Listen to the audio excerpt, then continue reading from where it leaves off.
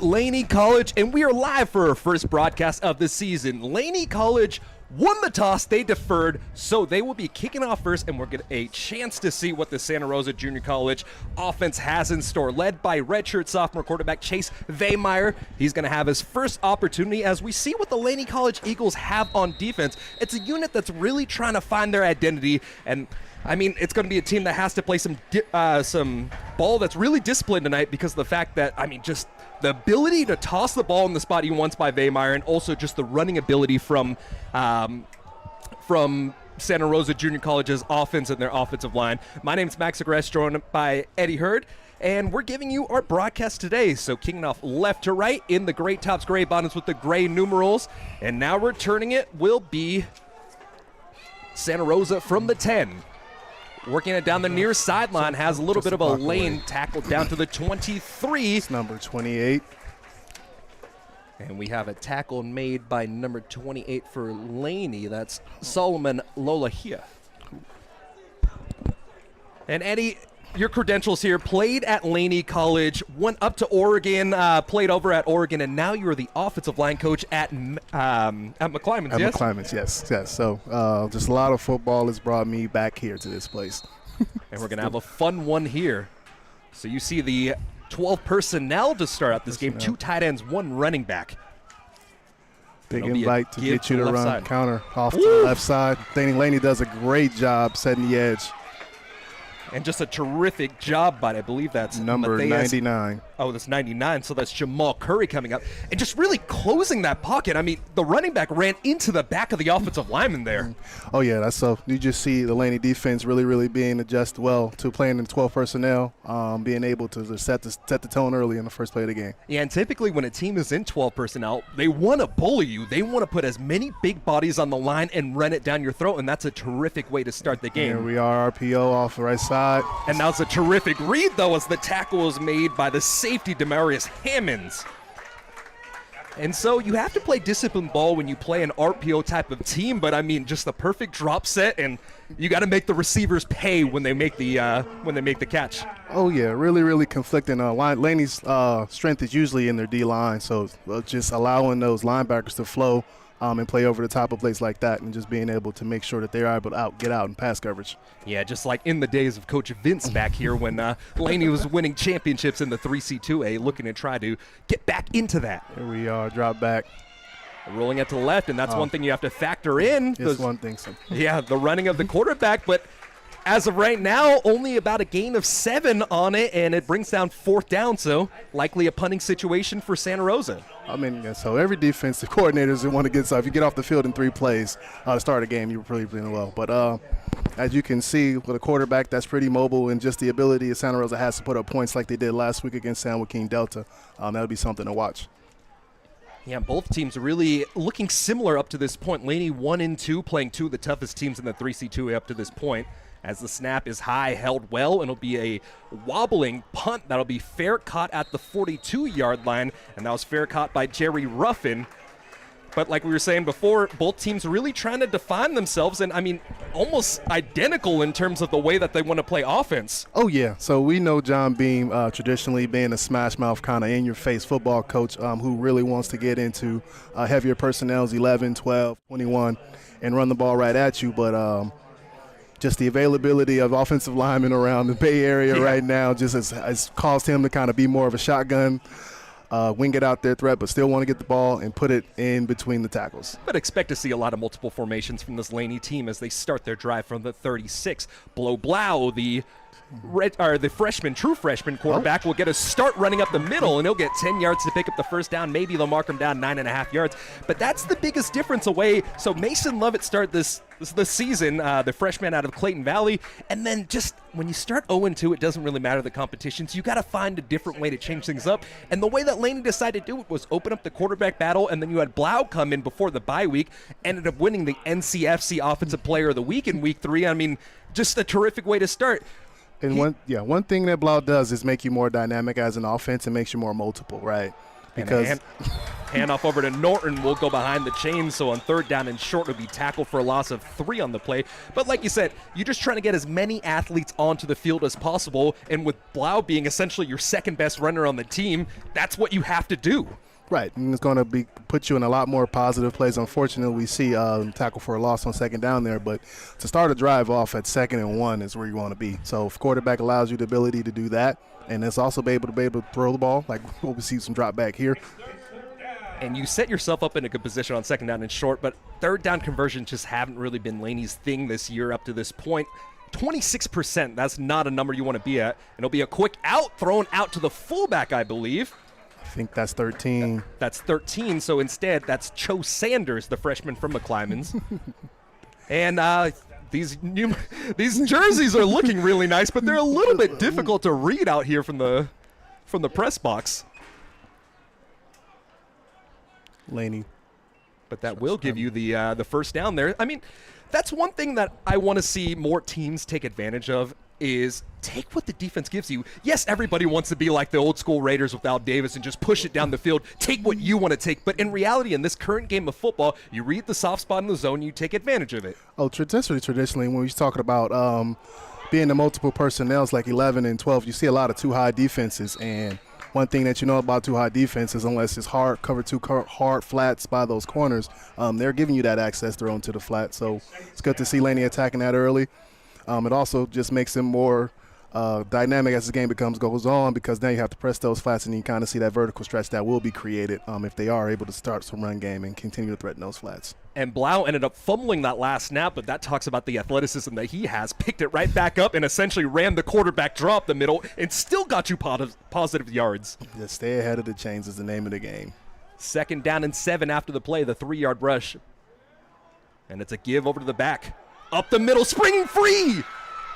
Got through the first line and got the first down. A terrific run up the middle. First down, and I believe that was Norton springing free to get to go.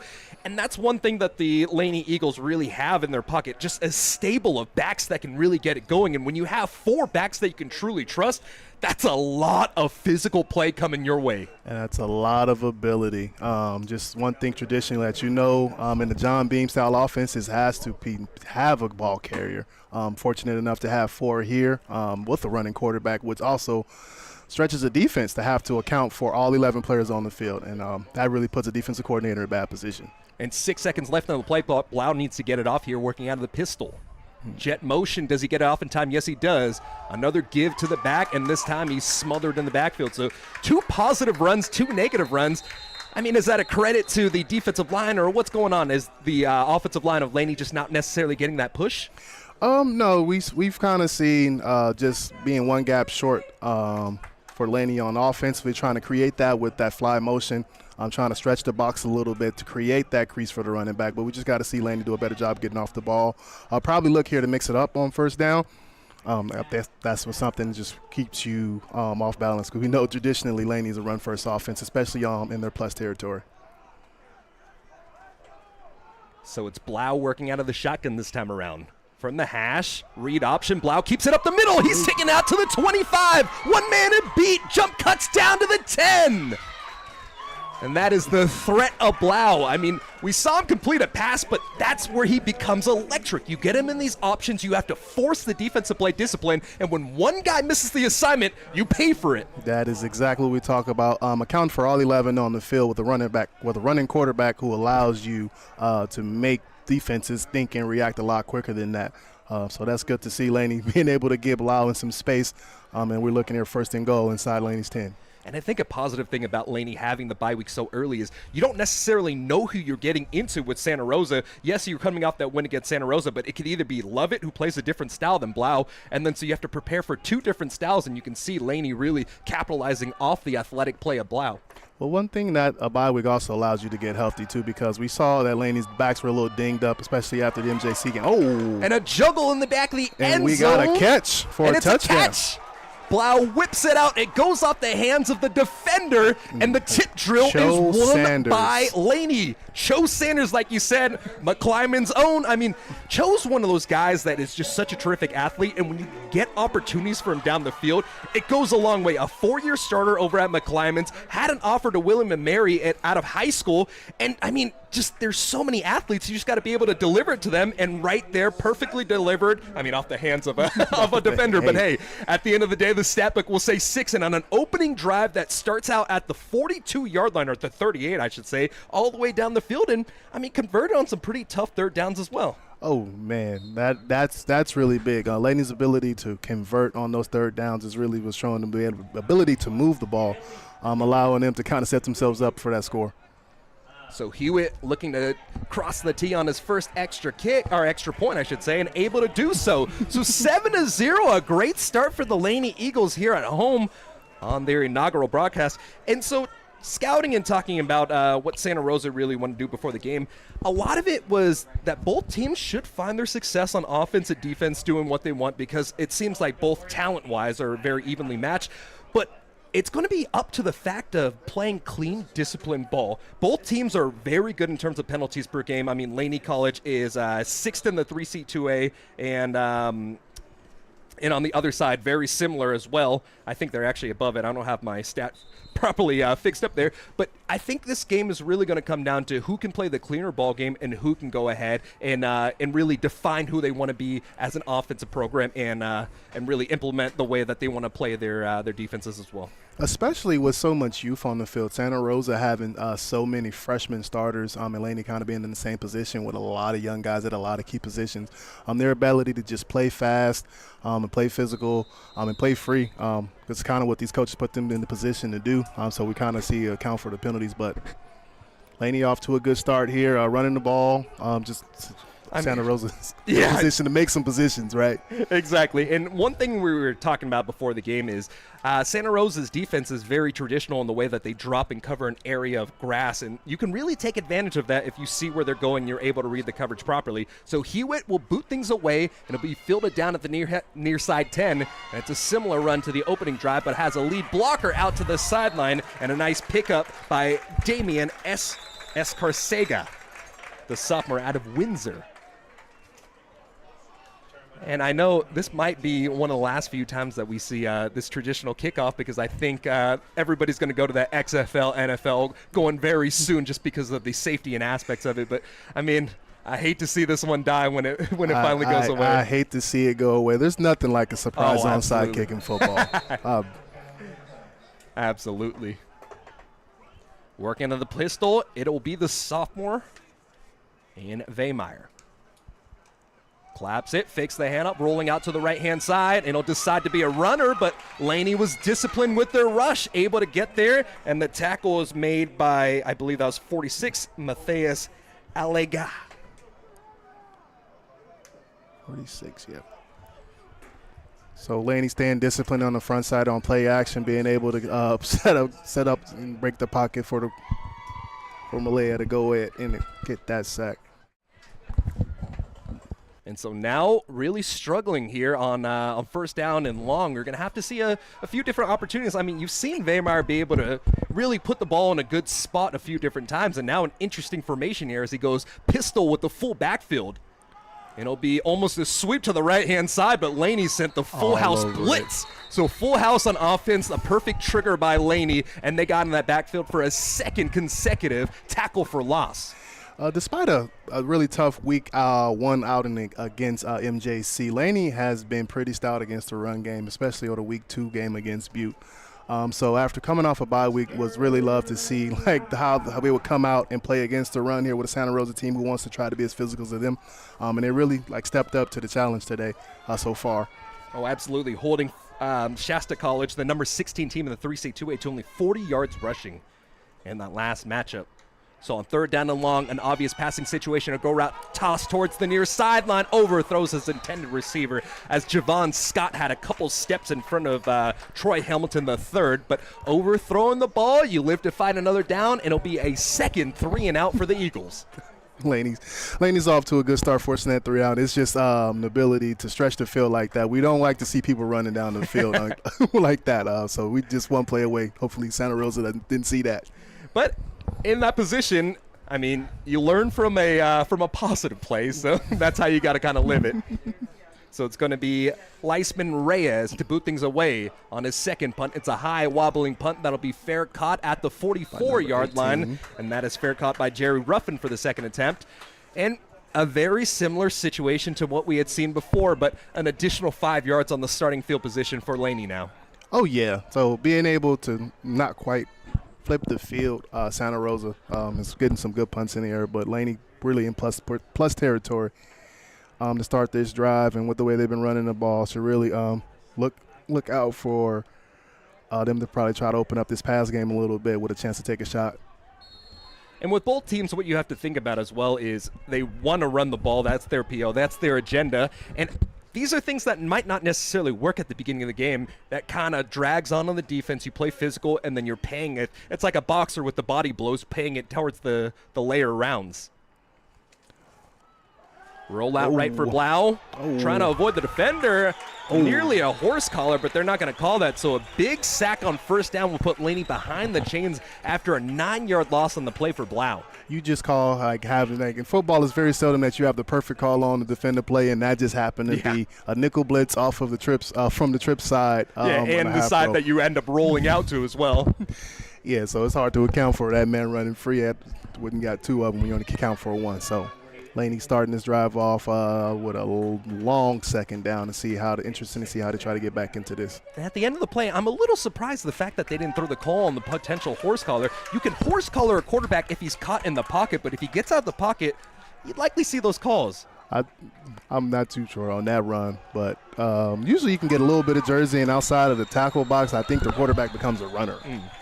But so another tackle for loss as Laney College is moving in reverse on this. 2 negative drives will set them up on a 3rd down and 18. I mean, how many plays do you really have in the playbook for 3rd down and 18 here? Oh, man. So you big screen, big draw down. I was going to say, it's screen and draw. Big draw down, and hope that you can get these athletes out in some space. But the problem with that is it's predictable in this situation. The defense is looking at, hey, play those flats hard, make sure nobody goes there, and make sure linebackers, you don't fall asleep. And so in the age of sub defenses right now, you could probably catch the pass rushers on the field that just want to get up the field, and there we go. We see Bilal's up. And it's quarterback keeper up the middle, jump cuts down to midfield, and now you're in an interesting situation. It's 4th down and 4, and I mean, from the 50, do you punt it away here, or do you end up maybe being a little aggressive and going for it? Well, if I know John Beam the way that I think that I know John Beam, he's going to try to flip this field because the defense is playing well. So don't try to take the ball and do something unrational. So do what you can on this punt. Play defense, and you're fortunate enough to get the ball back right. Probably in better field position than you did on the last punt. Yeah, I agree. You force 2 3 and outs, even though you're at the 50-yard line at midfield. Live to find another down. Able to get the ball and boot things away for Nehmeyer. And it'll be a shorter punt that bounces down at the 20-yard line, taking a roll, and it's a Laney bounce down to the 14-yard line. So positive play on the punt there. And, I mean, something people don't really talk about is when your defense is playing well, the punter is a weapon. Oh, most definitely one of the best weapons you'll probably have in your tool belt. A good punter who can put some hang on it, allow you to cover kicks or allow you to flip the field in a lot of situations is really, really kind of what plays a big role in games like this, especially when you talk about two teams who want to come and punch each other in the mouth. A 36-yard punt at the end of the day as it sends out the offense for the 3rd time tonight with Vehmeyer. 3:34 counting down as this first half has really been going down quickly. And another tackle in the backfield. That's a tackle for loss. Leading the way was Gavin O'Leary. Yeah, so Laney doing a really good job stuffing up the middle. So now Santa Rosa's tried a more off-tackle approach, but Laney being able to swarm to the football on defense right now. So really good to see. And one thing I really love to see is I like to see the safeties getting involved. They're triggers so quickly on the run. A lot of times you see safeties with a little bit of a false step because they don't want to get beat deep, especially when you're in that cover 2 shell or something along those lines. And it's just a really good read. And now a shotgun snap here on 2nd down and 13.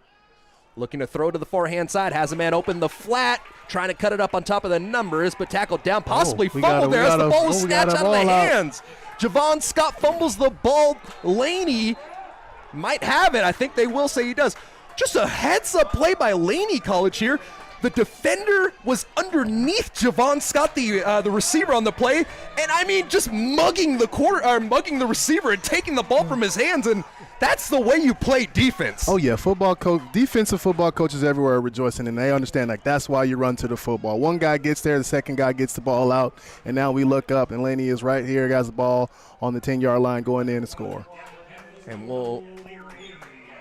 I believe that was Gavin O'Leary, if I'm not mistaken, on the second play, being able to rip that ball out. Oh yeah.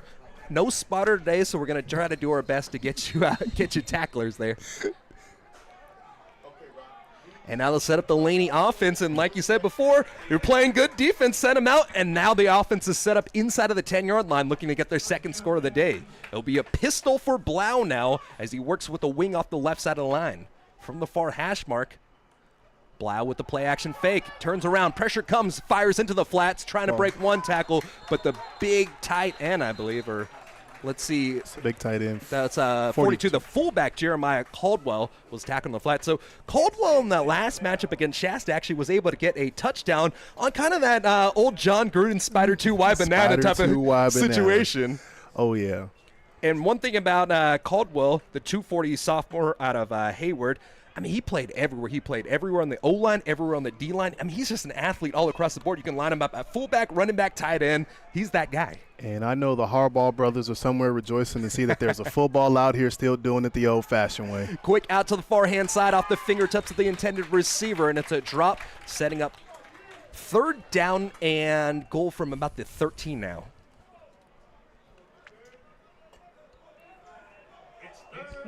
It's third down here, and I'd like to see, I don't even know, really third down. And this is another difficult situation to be in. As you shrink the field, it becomes harder to get the right play in because the defense is using the goal line as another defender now. Exactly. So the ability to not be able to throw the ball how you want to.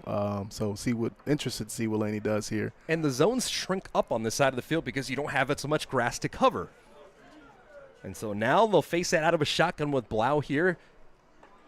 And it'll be a give. Nope, it's an RPO across the middle of the field. Overthrows his intended receiver. It was the tight end Peyton Harbin as the intended receiver. And now we'll likely see the PAT unit come out. And I mean, on one end, you would love to see some success, especially closing out in the red zone. Laney's been one of those teams that's been able to do so on a 60% touchdown percentage-wise. But, I mean, free money with the turnover there. You're getting another score on the board. You're already leading. I mean, you can't be too mad, right? You can't be too mad. You would love to see Laney try to at least gain some yardage in that red, probably that low red is what we'll call that. But the ability to come away with points here just shows that the defense is playing well and the offense ability to score has not been capable just yet. Hewitt kicks it down the middle, splits the uprights, and he's able to cross the tee on the field goal. Add 3 more points to the board for Laney College, and Hewitt is now 2 for 3 on the year. Both his field goals coming from that 30-yard mark, so I mean, you got to feel comfortable at that spot. Oh, yeah. So coming off of the turnover, just Laney's ability to try to put the ball in the end zone. But when you got a kicker within that range, you feel more than comfortable not pushing or not rushing or not stretching your limits or your own limitations. So just being able to come away with points there will probably prove to be pretty big in this game come late. And with 1:46 remaining here in the first quarter of play, both teams really trying to capitalize on the running game. And, I mean, one thing that does is it shortens the game. Oh, more than definitely. As we look with just under 2 minutes left here in this game, and I think we've probably only saw less than 25 snaps. Yeah, I was going to say, I think an average, of course, of 3.5 plays per drive because of the 2 3-and-outs, and then you have the turnover on second down or third down, if I'm not mistaken. So, and then on the other side, Laney has had a few opportunities. I mean, they definitely have the lion's share of the minutes per game. I mean, Laney coming to this one, 42 minutes time of possession. That leads the 3-seat 2A in that category, and that is beanball for sure. That is definitely beanball. Good defense and great time of possession. Keep the ball from the opposing offense, kind of limits their ability to score, and we go. And it's a reverse, and they Do not give it off. Out to the forehand side. Laney covers it well, spinning out a one tackle past the 20-yard line out to the 25 as Ian Hawkender able to get very positive yardage here. And he will end up being marked down on, I believe, the 32-yard line. And, I mean, honestly, for the coaching staff of Santa Rosa and for Lenny Wagner and his special teams unit, that is something that you have to do. Your offense hasn't found any success. You went 3-and-out, 3-and-out, and then you turn the ball over. You got to throw a little bit of trickery because now you got to dig a little deeper in your bag. Yes, it's the first quarter. Yes, you're down only 10 points, but you got to feel kind of that pressure start to build on top of you. You most definitely have to try to create some momentum to swing in your way because the last thing you want to do in the first half of a football game is fall down 3 scores. So special teams there trying to create a big spark, see what the offense can do to respond. And the quarterback will pull it out there, but he pays the price, a massive blow, and that's Gavin O'Leary continuing to leave his mark on the game. He has the ability to cover sideline to sideline, but you can see he has the ability to chop down some wood and lay some lumber as well. Oh, man, we love to see a safety who can fly and play downhill, especially when we talk about in the 2-high quarter system like Laney runs, being able to trigger when he sees that quarterback pull that ball and get in the mix for sure. Yeah, and Laney's defense is really interesting because you're playing essentially a zone defense with man-to-man concepts there, and then so it really throws some defenses or some offenses off for a loop here as it's 2nd down and 11 for Vaymeyer. Out the pistol with trips to the bottom. He's going to stare that direction.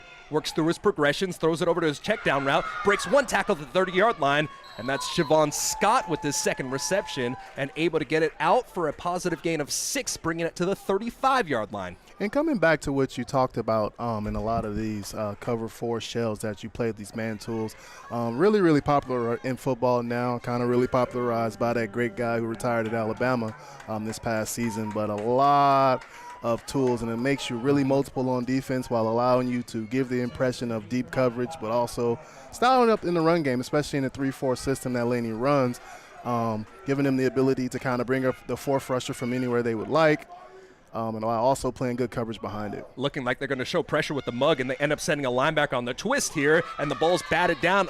A quick slant route by Javon Scott, but he threw it right into that Laney zone defense, and it'll force a 4th down, the 3rd punt of the first quarter for this Santa Rosa Junior College Bear Cub team. Yeah, and a real good credit to Laney defensive coordinator Josh Ramos, who's really mugging up the pitcher for Chase as he continues to drop back, and we talk about the mugging linebacker, walking the safety over to give the appearance of 1-high, doing these multiple things to kind of make Chase kind of think the game on the fly. When you're doing that, D-line's playing pretty well. Oh, and it's a fake there. As as number 12, I believe, it's able to bring it all the way past the 40-yard line. A flag comes in at the end of the play. And that was a different player at the punting position, as it was the wide receiver Ian Hawkender coming in. And we missed that one. And, I mean, once again, you don't want to be in that position where you fall behind. Oh, no. So special teams really pulling out all the tricks that they got. As you can see, that's a positive play. Just put the ball in positive territory for them. Hopefully the offense can react and continue to try to move the ball down.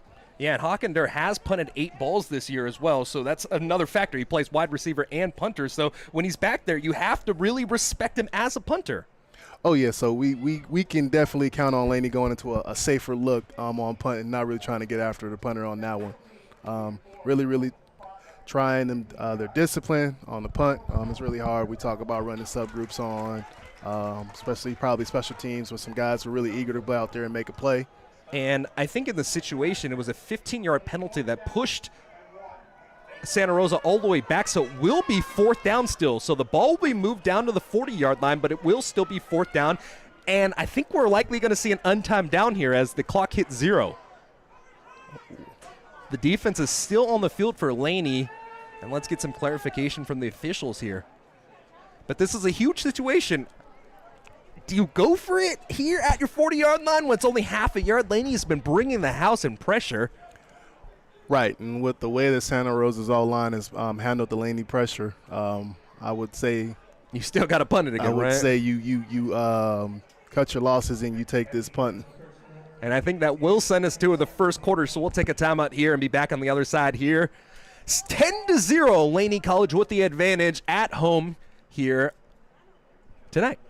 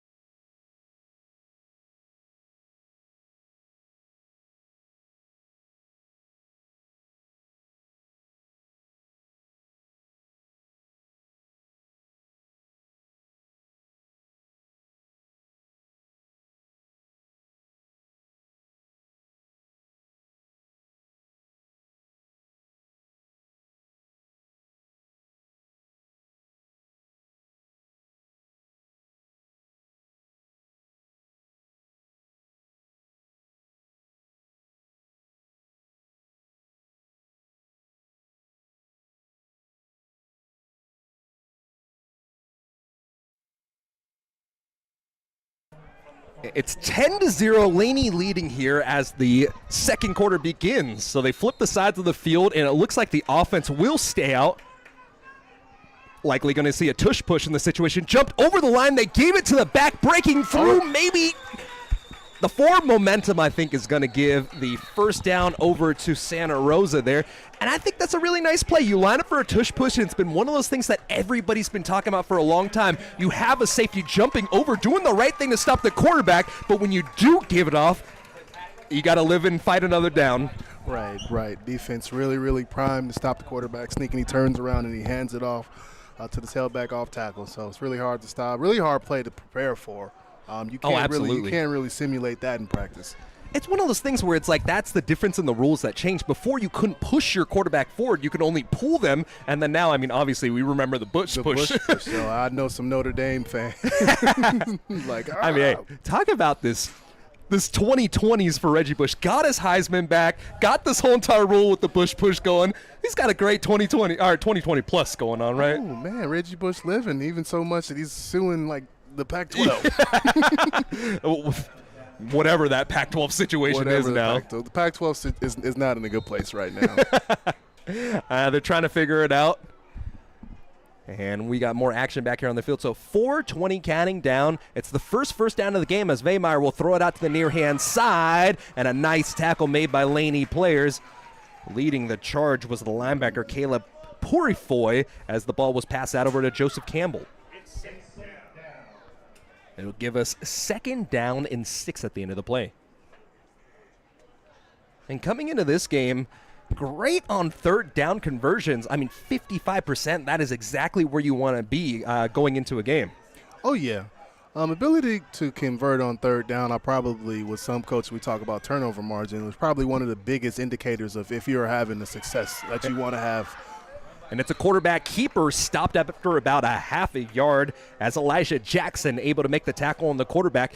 And that's going to be something that's interesting to see what you decide to do. I mean, you get a lot of eye candy in that backfield. With that full formation, you can either run triple option out of it, you can run power. You saw them run sweep, and now you see a quarterback keeper making it a 3rd down and 6. Right, but the downside to it is that you invite more defenders into the box. Exactly. So the more people that you pull in. So really banking on the misdirection of the formation. And trying to just find that one crease. 2 receivers stacked at the forehand side of the field, or they're going to send a trips, actually. So trips in the pistol look for Vemeyer here, trying to convert a 3rd down and long.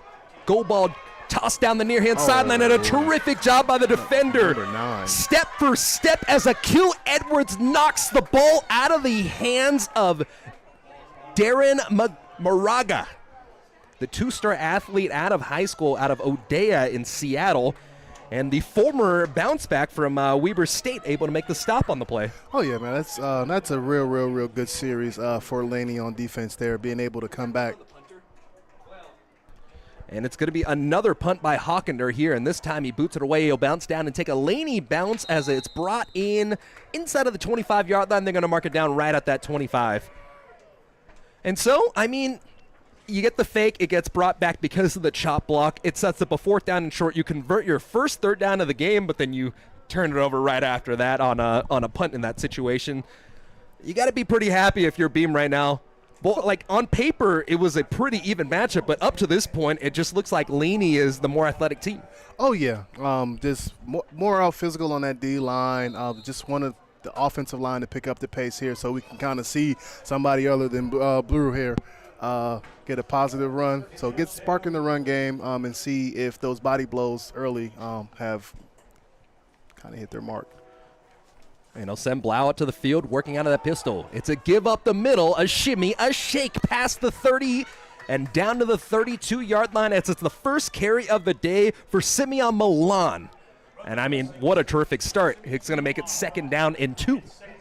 Oh, yeah. So that's exactly what you want to see, especially we talk about this defense and their ability to just be on the field. So as the game kind of goes on, Laney's offensive line is going to continue to lean on them. So we'll probably come right back with the same ISO-style run.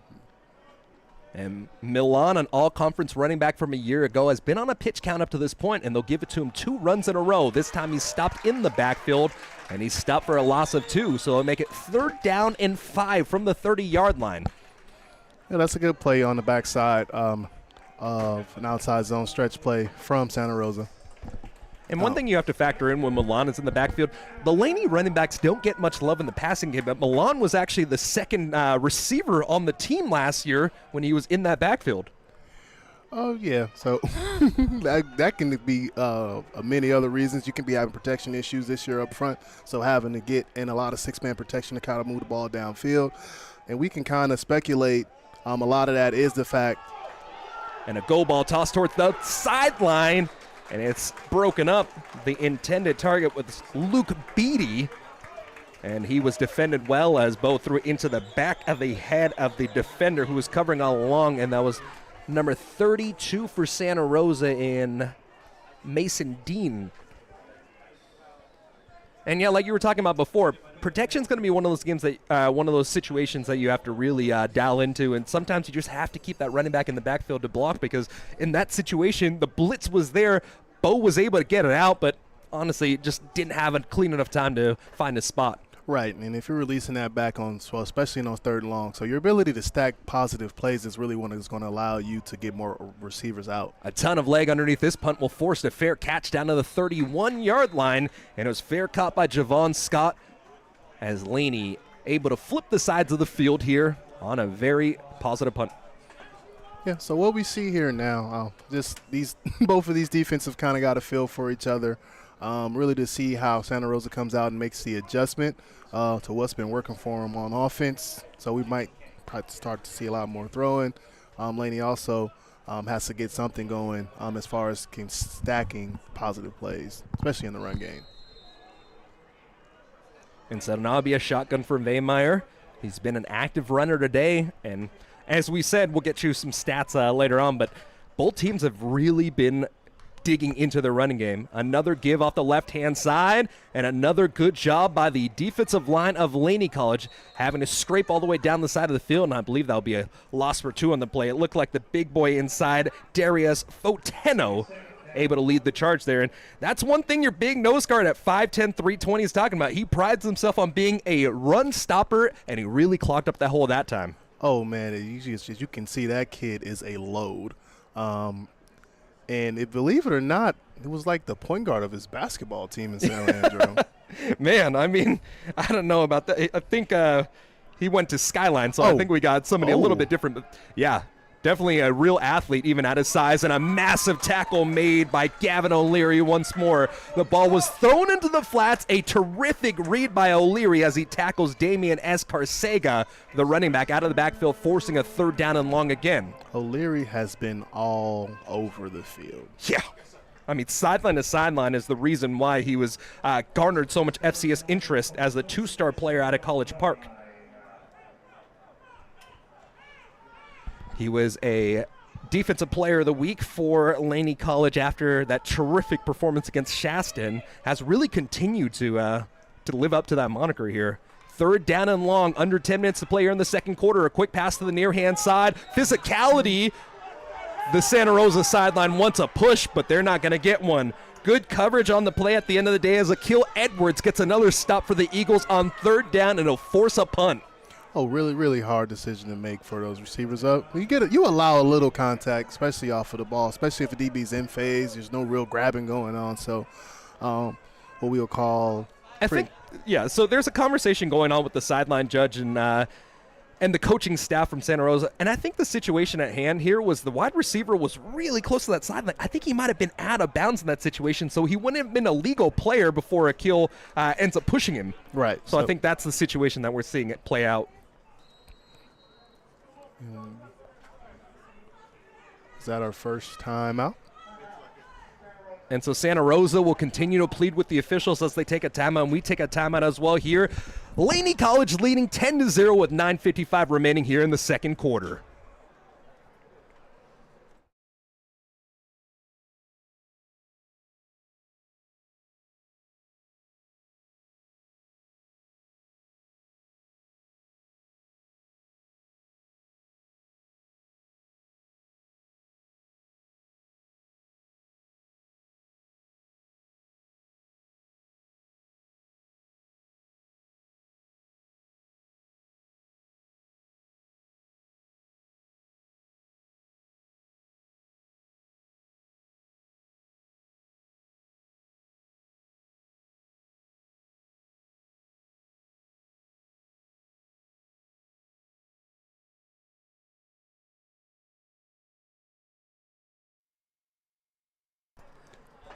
Back on the field here, and it does not look like they're going to change any calls, so Laney College gets another stop. I mean, just a very intimidating front. Laney College's defensive line is filling the gaps extremely well, and when it does leak out into the outside areas, I mean, it's Gavin O'Leary time. He's got to have at least 5 tackles and also that strip sack as well.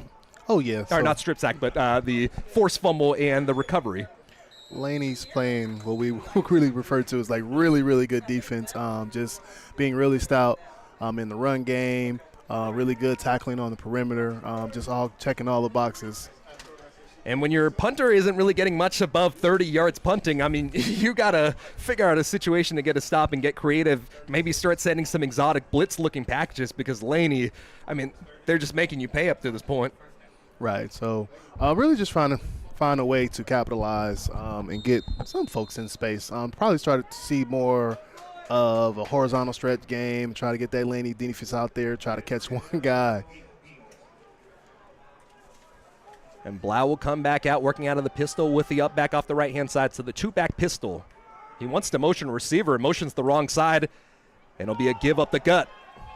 Running up the middle and just trying to get as many yards as possible on the physical run. And that was Zachary Norton with another carry as he comes back in as the back for the Eagles.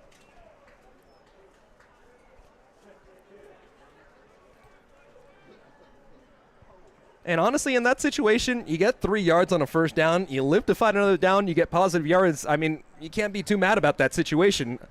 3.5 yards in a cloud of dust. Yeah, exactly.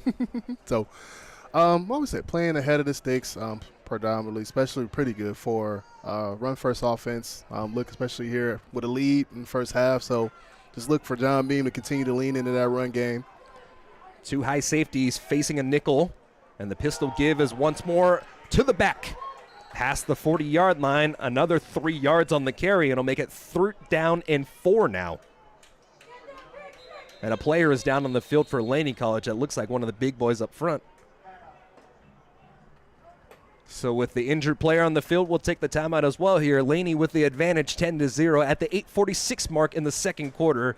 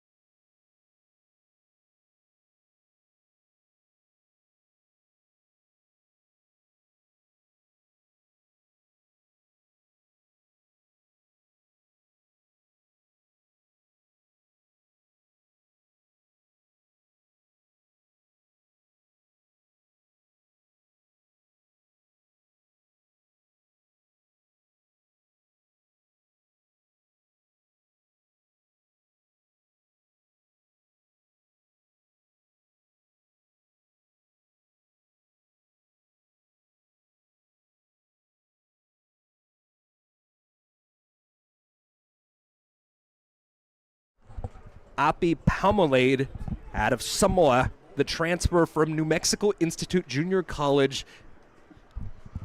The former all-conference center out there, the JPS All-Star first team. So that's a big loss on your line. Now you have a different situation where a new center comes in. It does help a little bit that you go out of the shotgun instead of under center, though. Oh, yeah. Just seeing the way the snap get backs, but we talk about cadence, and usually the pretty decent teams here can go too deep. And trying to get a run off the left side. It will be brought forward for a gain of 2 on the play and not much more than that. And that is exactly what we expected to see. I mean, just a different snap, and it threw off the timing of everything as the snap from the backup center here came up just a little slow. Right, just that little instance that just throws off the whole timing of a play, the mesh point between the quarterback and the running back, and allows Santa Rosa to kind of penetrate there and create a negative play. And we look here, and Laney's now punting. Yeah, and honestly, Santa Rosa has done a good job the last 3 drives. Yes, you give up the long drive by Laney going 60-plus yards for the score, and then obviously you have the turnover that sets up Laney in the 10. But even in that situation, you've turned them away the last 4 drives essentially. Now, you got to feel pretty good about yourself only being down 10 in this situation. Santa Rosa made the adjustments that needed to be made, accounting for Bilal in the run game and forcing that ball to be handed off now, and we kind of see them creating that spark on defense and allowing them to stop Laney in the running back run game. So really interested to see what Laney has in response to Santa Rosa kind of picking up an edge on them on defense. And a delay game will push Laney College back another 5 yards in. Special teams coordinator Austin Corralling not very happy about that one. Javon Scott deep to return the punt by Nehmeyer. High end over end punt will send the return man all the way back inside the 10. Muffs the punt. It's in the back of the end zone. He's tackled down. It'll be a safety. That's a safety. They're going to call it a touchback, even though I believe he muffed it before that point. I am very confused by that situation. In that situation, with the punter or with the return man already having touched it and it goes back, that should have been a safety. If you touch it in play and the ball goes in the end zone, that should be a safety. Or we need to go pick up rule books. Yeah, we got to pick something up because the officials talked about it, and it will be a touchback. So a terrific punt will end up setting up Santa Rosa down to the 20. Yeah, we'll look into that one a little bit later. But fortunately for Santa Rosa, 2 more points are not added on the board, and they'll throw it out on a quick screen pass out to the running back, sneaks it past the 20, and doesn't get much more. There's our guy again. The tackle again. was made by Gavin O'Leary once again as Escarcega was tackled for a loss of 2. And you got to think about these situations where it starts to deflate you. You've run a lot. That was essentially a half gasser across the field for the running back, and all to just get a couple of yards.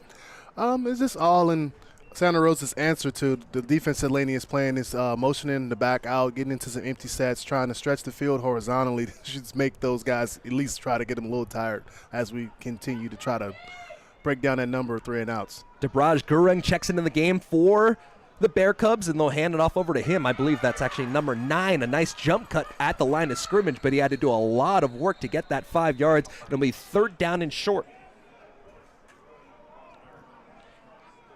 That is Zion Williams. Yeah, Zion Williams, number 19, not 24. So Williams, a second-team all-conference guy. And you'll see a lot of different players from Baltimore, Maryland in this roster. Some sort of connection between Santa Rosa and Baltimore because, I mean, he is one of 5+ players from that area. And you know what they say about the DMV guys. Really tough. Really tough. And it's a 3rd down and short here, working out of the pistol. A reverse handoff given back over to Zion Williams, and Zion Williams breaks free out to the 40.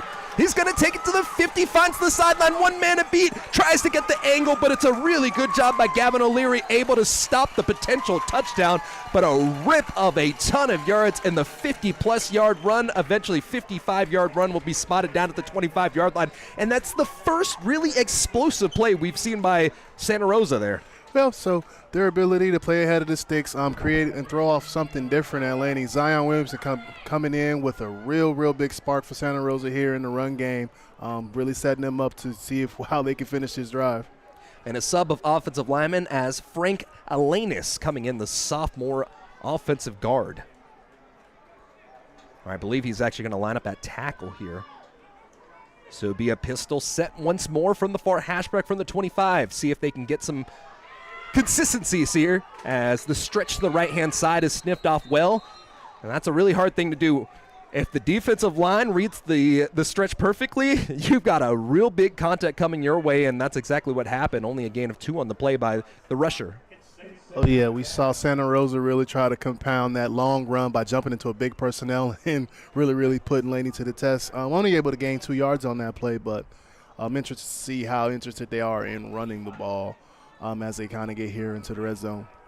And Michael Zapata, the defensive lineman, number 85, able to make the tackle on the play as he did a good job scraping down that line. That's what they teach you. When it's zone, you want to scrape. Pistol from the other hash mark now to be a quick pass to the forehand side. Waits patiently and overthrows his intended receiver. It was Quan Dukes out of Baltimore, Maryland, and it was off the fingertips. I mean, a really good job by Vehmeyer, taking his time, allowing the route to develop, finding the soft spot in the zone, but he threw it a little high off the fingertips, and it's an incomplete pass. Oh, yeah, so we saw a real high-low chair concept there, putting somebody to threaten the corner into the flat, and we saw a pump fake on that, trying to get the safety caught in the double move, but that was still a good job by the corner out there, number 21, to not take the bait on the hook and being able to affect that throw. Weihmeyer, the transfer from the College of Idaho, he played 2 games there for the NINA team, and looking to try to bolster his resume and look to play at a D1 possibly.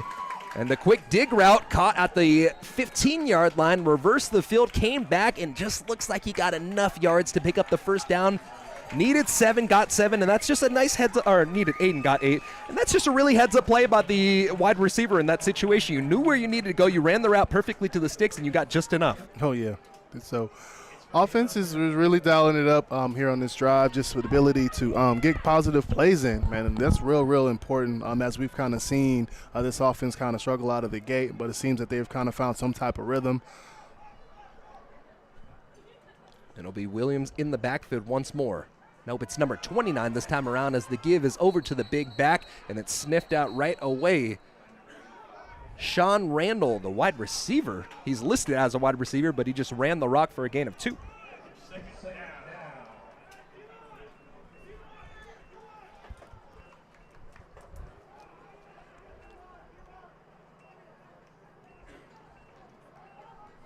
Santa Rosa having some trouble running some guys on and off the field, trying to get into the right personnel. Yeah, you see, one of the things about the Santa Rosa team is they have a lot of different personnel, and they're not afraid to use it. You'll see a play that they only run one time throughout the year, and that's just the tutelage of Lenny Wagner. 3-step drop, looks across the left side, feels the pressure, has to roll out to his right-hand side as Weihmeyer throws it late and across his body. Oh. And that is a massive blow thrown by Gavin O'Leary. The receiver was Javon Scott, caught it high. Gavin O'Leary caught him and took him to Suplex City. Oh, yeah. That's some Friday night smackdown going on there at Laney College. Score is still 10-0 with 2:44 counting down here, right on the edge of the 2-minute timeout as we've seen introduced for the first time here in college football. And another opportunity to try to get a stop. Every single drive has gone to a 3rd down here for Santa Rosa, and they picked it up as of late. At the 10-yard line, you need 4 yards to get it. Probably in 2-down territory here for Santa Rosa as they look to break this donut they got going. Well-timed blitz, able to put the pressure, just has to throw it away for Weihmeyer. And that is a terrific job timing the snap as Caleb Purifoy from his linebacker spot put the pressure on. And he'll switch it out. Number 9, Akil Edwards. As Akil Edwards was the closest man to the ball as they threw it away. But I think in this situation, you're down 10-0. Get on the board, make it a 1-possession game again. I think this is a really good job and a good call by Lenny Wagner and his staff. Really big for Santa Rosa to get on the board here going into the half. So hopefully to come out and make some adjustments. Harrison will line up. It's a high snap held well. Put down through the uprights, and that's the first 3 points as the goose egg is popped. And it is a field goal attempt that goes for the score, and it's 10-3 here with 2:07 remaining in the first half of play. And, I mean, just a really successful drive. You had one big run that set you up into that situation, and you converted some really difficult situations in those 3rd downs and intermediates there. Oh, yeah. Starting off with probably their biggest 2 runs in the run game that we've seen in the first half. Really setting up that drive ability to get the ball out on the perimeter and complete some passes on some nice 3rd and immediates. So Santa Rosa got some good plays off that drive.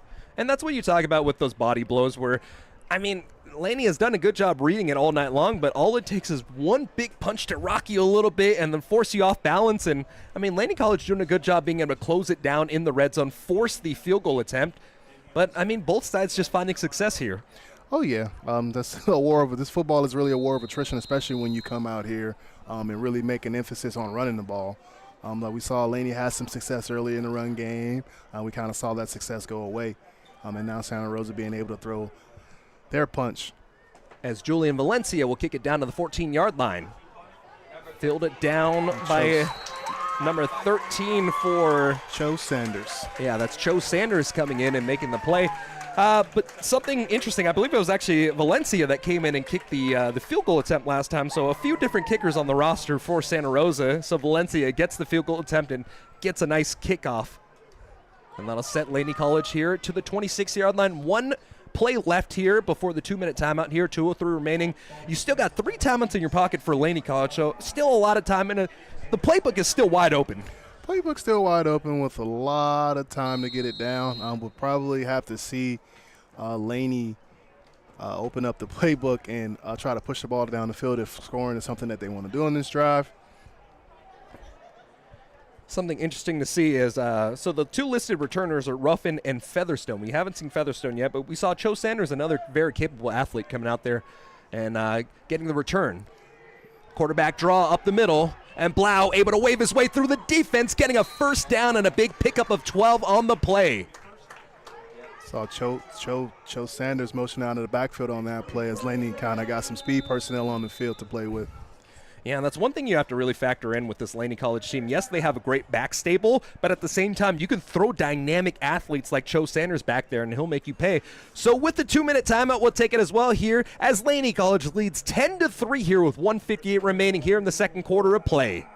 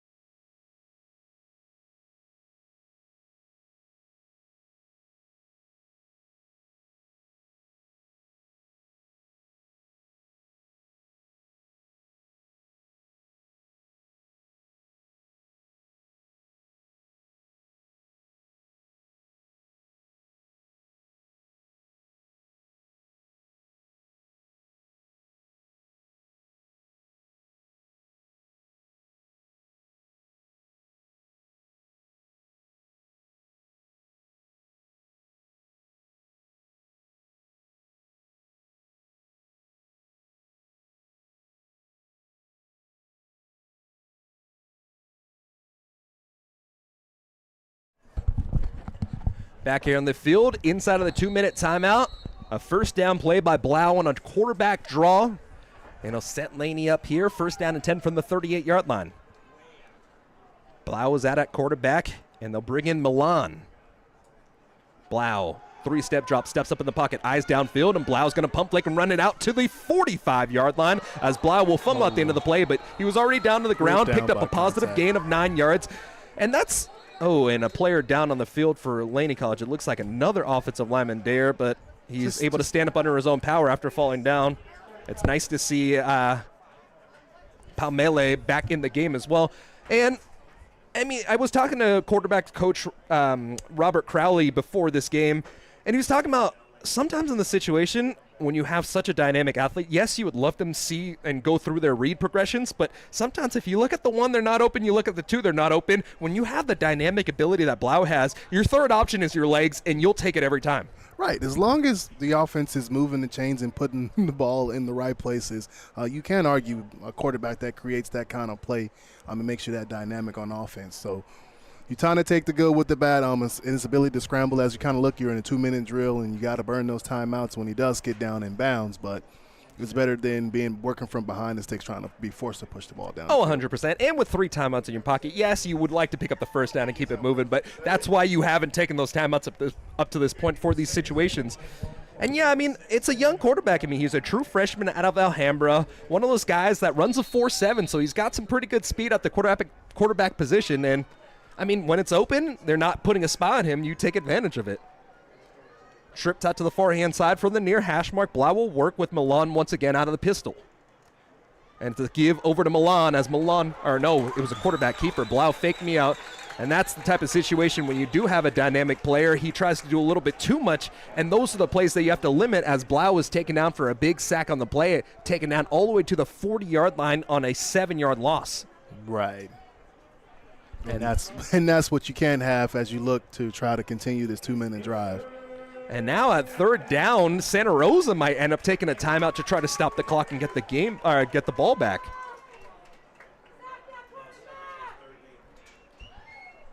Yeah, I mean, just these are the type of situations you got to understand as a young player. Yes, you can make dynamic plays with your legs, but at the same time, you can't put yourself in a bad position because it hurts the whole team. Right, especially talking about with so much time being left on this clock. Santa Rosa, knowing that they can't take those 2 timeouts with them. So to put Laney in a 3rd and long in this case with the opportunity to get the ball back maybe with And a timeout in their pocket. yeah, so Laney actually took their second timeout there. So it was a little interesting to see that situation there where Laney decides to take it. And I think that might just be they want to be aggressive and they want to drop the perfect play for this situation. Oh. Yeah, so that's an interesting situation for Coach Hag and company. And yeah, for the most part, Blau has been a very dynamic athlete running the ball. He's had some opportunities passing. He does have that first passing touchdown in the red zone earlier. And, I mean, I'd just like to see a little bit more of some traditional dropbacks for him to really get him into rhythm. Right. Just one thing with those athletes at quarterback is just they're prone to drop back, one read, and probably take off. But like I'm very interested to see if we can see some traditional or some conventional passes being pushed down the field, especially trying to get this ball in the end zone. And so the receiving back in Milan is back there. It'll be a 3rd down and 8 from the 40-yard line as Blau will continue out of the pistol. Trips bunch to the far-hand side. Blau gets the ball, a traditional 3-step drop, fires down the far sideline. Into coverage and incomplete, trying to target J.P. Zamora, the redshirt freshman out of Washington, and he'll force a punt for Laney College. Still 1:31 remaining, 2 timeouts for Santa Rosa. Yes, the punting game of Laney has gone well so far today, but, I mean, just a tough situation to be in. Tough situation, especially with that key 2nd down, taking a 7-yard loss in a 2-minute drill. Really just put Laney behind in chains, and it's really hard to come back from that, especially when your quarterback is not really accurate on the day.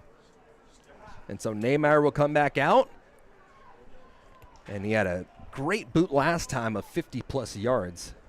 And this time around, another low-angled punt will be fielded down to the 20-yard line, and an opportunity now for Scott to take it out to the far-hand side. Ooh. Scott gets a gain of 9 on the play, and the coverage gets him there. Tackle made by number 42 for Laney College, as it is Jeremiah Caldwell, this sophomore fullback. Got a late flag, usually in the area of some type of personal foul on the Laney sideline.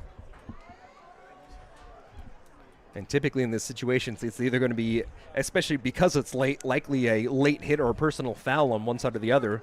If you get a holding, it's usually called a little bit earlier, right? Oh, yeah, that's a dead ball foul. So we might be seeing a march off 15. In the direction the umpire is facing, it'll go against Laney. Yeah, you can't have that. That's inopportune. So after the good punt by Neymar, an additional yardage will be tacked on. So the ball was spotted down originally at the 27-yard line, and it's going to be a 15-yard march that'll place the ball down to the 43. So yeah, that's a really bad time penalty on Laney. And now it gives them opportunity. Santa Rosa has found some success in their last drive, and now let's see what the arm of Weimar is able to do. He had some opportunities to some receivers early on today, but just balls off the fingertips, balls just thrown a little too far out. Do you expect Laney to stay in their coverage or send some pressure? We're seeing Laney in a 3-safety look, so they're really expecting Santa Rosa to try to push this ball down the field. And they do push the ball down the field, caught at the 25-yard line, and it was Quan Dukes able to get the reception, and that's just a miscommunication between Akil Edwards and his safety over the top. Yeah. Left Dukes wide open, a massive play here, setting Santa Rosa Junior College up in scoring position. Oh, yeah, call that a broken coverage. Just Quan Dukes running down the sideline uncovered. And now after the huge play flips the side of the field, they can taste blood in the water, and Santa Rosa hurrying up to the line. 3 receivers out to the far-hand side, and it's Weimar out of the gun. A give over to the back, up the middle, took a big hit at the end of the play, still stays up on his feet as Escarcega able to get the first down, and a flag at the end of the play as well. It looks like it might go against Laney. Both sides are pointing fingers at one another. Oh, yeah. Just a little bit too much after the player on that tackle. So depending on the situation here, it was a 10-yard gain. And it is an unnecessary roughing on the defense, so it'll be half the distance to the goal, and that's not the way you want to be in this situation. I mean, you were perfectly content going to the halftime break at 10-3, but now the ball's pushed down. It's still a minute and 5 seconds left, or there is still a minute and 5 seconds left, and the ball spotted down all the way to the 6-yard line. Oh, yeah. That's we talk about just stacking those penalties on the drive like this heading into the half. It's not what you want to see for Laney College. And so with 1:05 remaining in the second quarter, possibly an opportunity to tie things up here as Santa Rosa Junior College trails 10-3. Williams is the back in the backfield. Vaymeyer has the ball off his fingertips, retreating all the way down to the 27-yard line before falling down. And that is a backbreaker off an errant snap. A time will be taken by Santa Rosa. But what was a first down and goal from the 8-yard line is now going to turn into a first down and goal from the 27. What an unfortunate turn of events here for Santa Rosa. Primed in the red zone with a 1st and 6. And that's just how it goes. You got to fight through some adversity, and now, I mean, it's not a gimme situation anymore for your field goal unit either. Oh no! So the 23-yard line is where it looks like Max Harrison's projected field goal range is. So I don't know if you bring back in Julian Valencia or you bring in back Max Harrison if you are put in that situation. But second down and 27, you got a timeout, 59 seconds. I mean, I gotta believe that they might just try to get a couple quick plays and live for a field goal attempt, right? So fortunately, with the shrunk field, so just taking advantage of what Laney is giving up, playing coverage. So we got ability to attack the sideline, ability to attack the flat. So we might see some pick it up, quick throws, try to get out of bounds, try to save some of this time because 59 seconds is still a lot. But just in this situation where it's second down and goal from the 27, that is a really hard hole to climb out of. Oh, yeah. So the work out of the shotgun spread with Vaymeyer here, and you do have a lot of experience for the redshirt sophomore. Fires away, and the dig route is caught at the 19-yard line. Avoids 2 tacklers before taking a big hit. It was O'Leary continuing to make the contact, and that'll be a gain of about 9 yards, putting the ball down. It'll be third down and goal to the 16. Probably see one more snap here before they burn their last timeout. And a 3-step drop, looking down the field, has to roll out to his right due to the pressure, throws it away.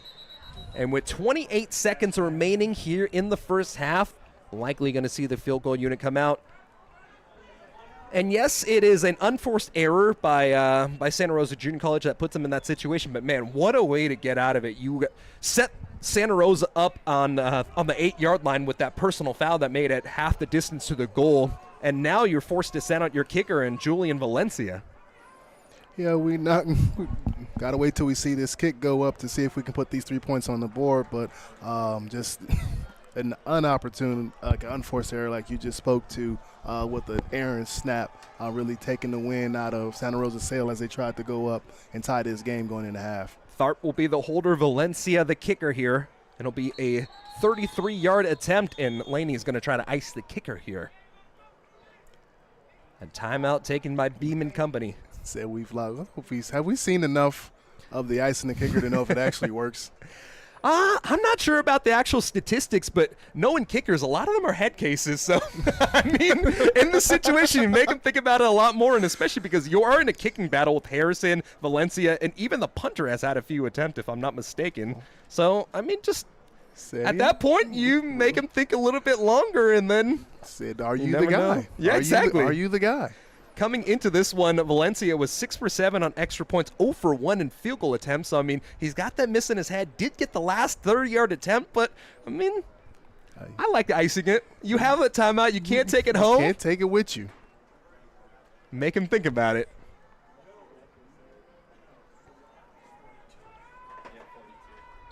The snapper is Barrios. The holder is Tharp. And Valencia, the kicker, from the far hash mark. It's a 33-yard attempt. Snap is off. Hold us down. The kick is up.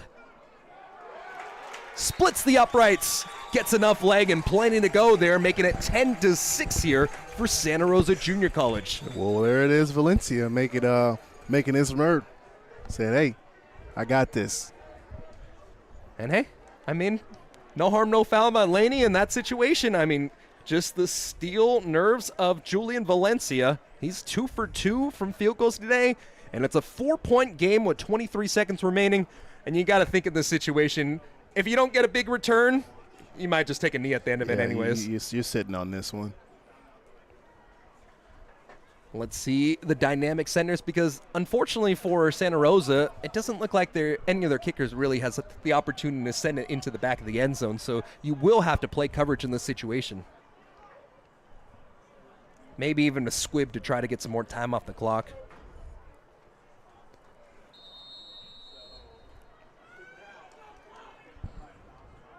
Trying to get an eye on the returners.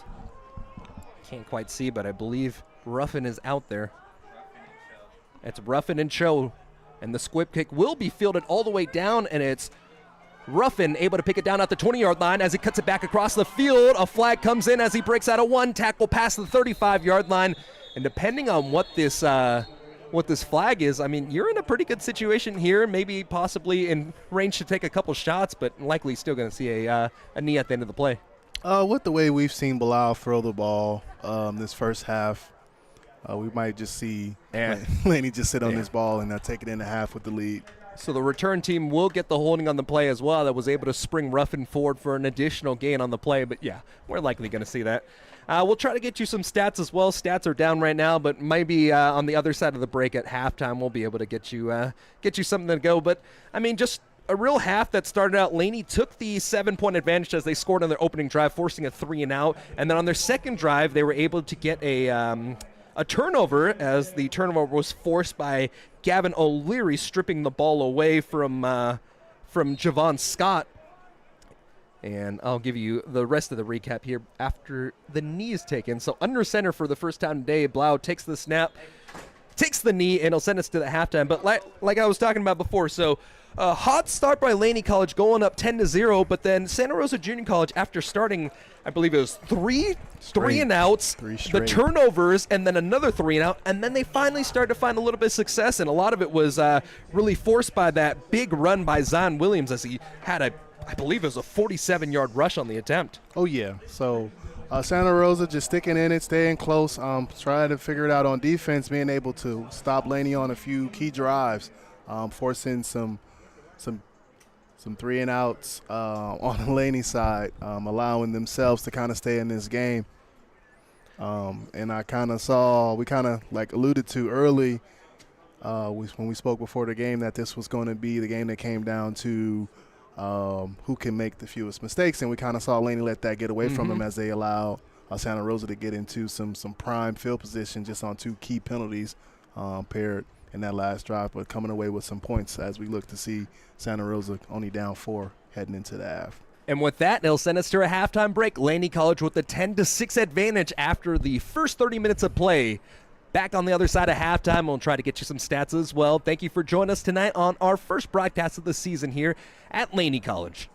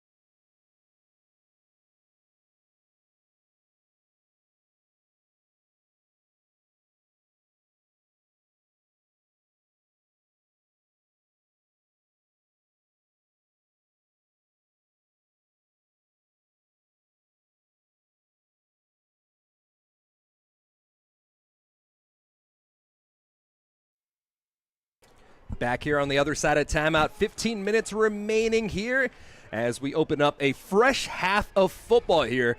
A first half where Laney took a 10-0 start and then 2 field goals back-to-back by Santa Rosa gives us our score of 10-6. They'll be kicking away right to left. Valencia boots it away to the near-hand side, and it's fielded by Cho Sanders at the 10-yard line. Out to the 20, and a nice ankle tackle made by Santa Rosa. And it looks like it was number 23, Kevin Gades, the freshman linebacker out of Del Campo in Sacramento.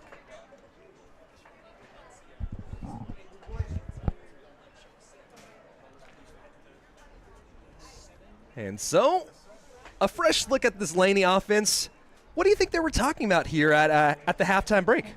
I'm really just trying to probably shore up a lot in the run game. We saw Laney have success early on, but kind of that flame kind of went out as we saw the first half progress. So I know Coach Haig, I know Coach Beam want to get that offensive line, whatever talk they need to so they can get this thing rolling. And so Max Agress and Jeff Haig bringing you the action here. Jet sweep here as it's bobbled, but still able to retain the ball. Flag comes in at the end of the play as the sweep motion was given over to number 18 for Laney College, and that was Jerry Ruffin. Might see a targeting on Cho Sanders for a crackback block. Eddie Hurd and Max Agress bring you. There you go.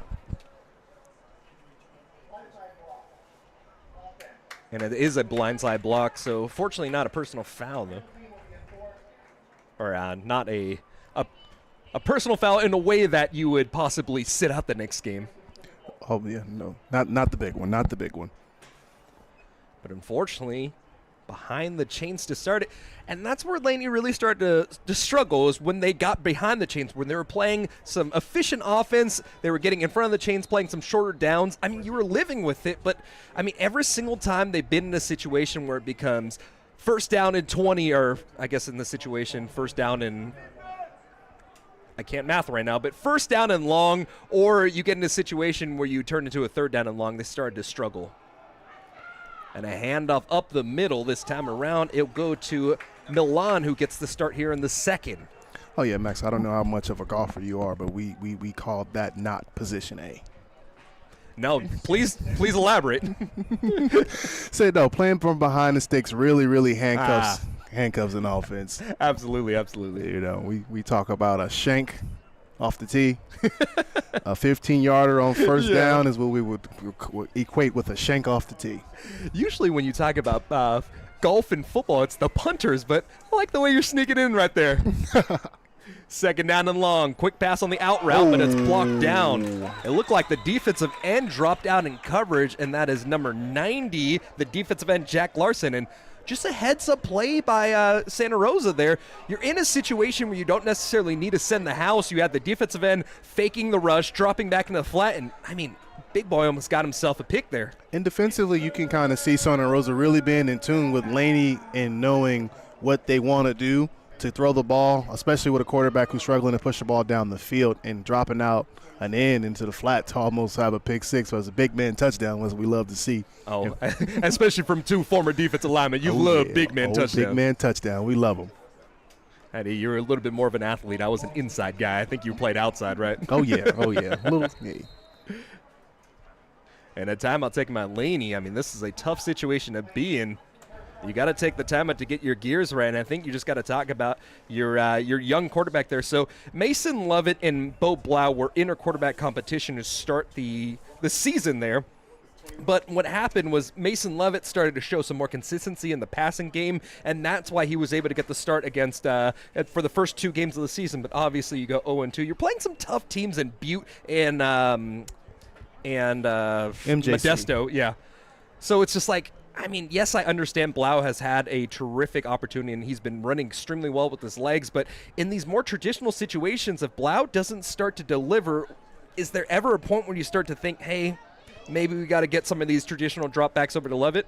Well, now you start to talk about more the psychological game that you play with. If you can put a guy in the position to be successful and then you take him out, does he go in the tank? Swing pass, and it goes over to Milan, and he drops the ball.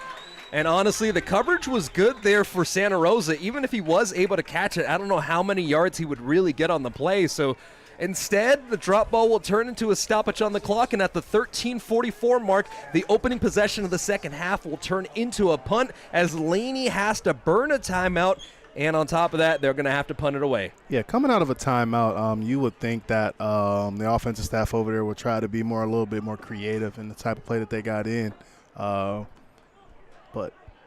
And here's a stat for you. Blau in the first half, only 14 yards passing. I mean, you saw what he was able to do, so electric with the legs, but that 14 yards is a difficult situation to put yourself under. But because you have a guy like Nehmeyer who's able to put a whole ton of leg and force a fair catch at the 42-yard line, you're still able to at least, I mean, yes, you are in positive position, but if your defense continues to play the way that they did, you might be in a decent situation. But, I mean, it's just you can't become one-dimensional. Yeah.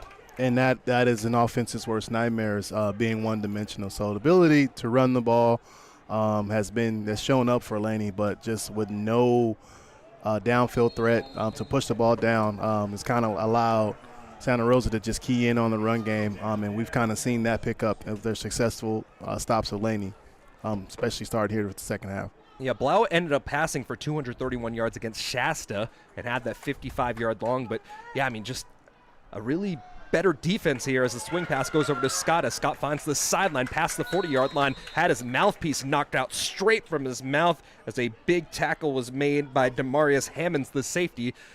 But like we were talking about before, we got to either get him in rhythm or you got to do something to try to get the passing game going, because you see he has the opportunity to make these balls as he went 15 for 21 last time, but I mean it's just not really looking too great right now. Yeah, so we saw Laney come out early trying to get off platform, move platform so we can get him on the run, get him in space, do what he does best, be able to find runners, find receivers down the field. So might need to get back to some of that. And quick passing is how Weimar is going to get his game started here as he fires away towards the far sideline. And the ball was just overthrown. I think he was just throwing that one away as Ian Hockender was well covered by the Laney defense, and another Laney defender down on the field now. And I can't quite see a number there, but Weimar had 69 yards passing in the first. It was very much so a running attack by the Bear Cubs there. But I think it is the smart move to try to get some of the passing going. Yes, the running game is going to get you there, but you need to have that balanced attack like we said with Laney as well. Yeah, we saw Santa Rosa have some success with a big explosive run by Zion Williams in the first half. So coming back with a completely different MO, we're trying to stretch the field a little bit more horizontally with opening up with a bubble screen, dropping back, throwing the ball down the field, just trying to press this Laney defense. And so one of the better players on the team, Marlon Puriford, down on the field, the freshman out of Berkeley. And that'll send us to a timeout too. 10-6 the score here as Santa Rosa Junior College facing a 3rd down and 5 on the other side from the Laney 39.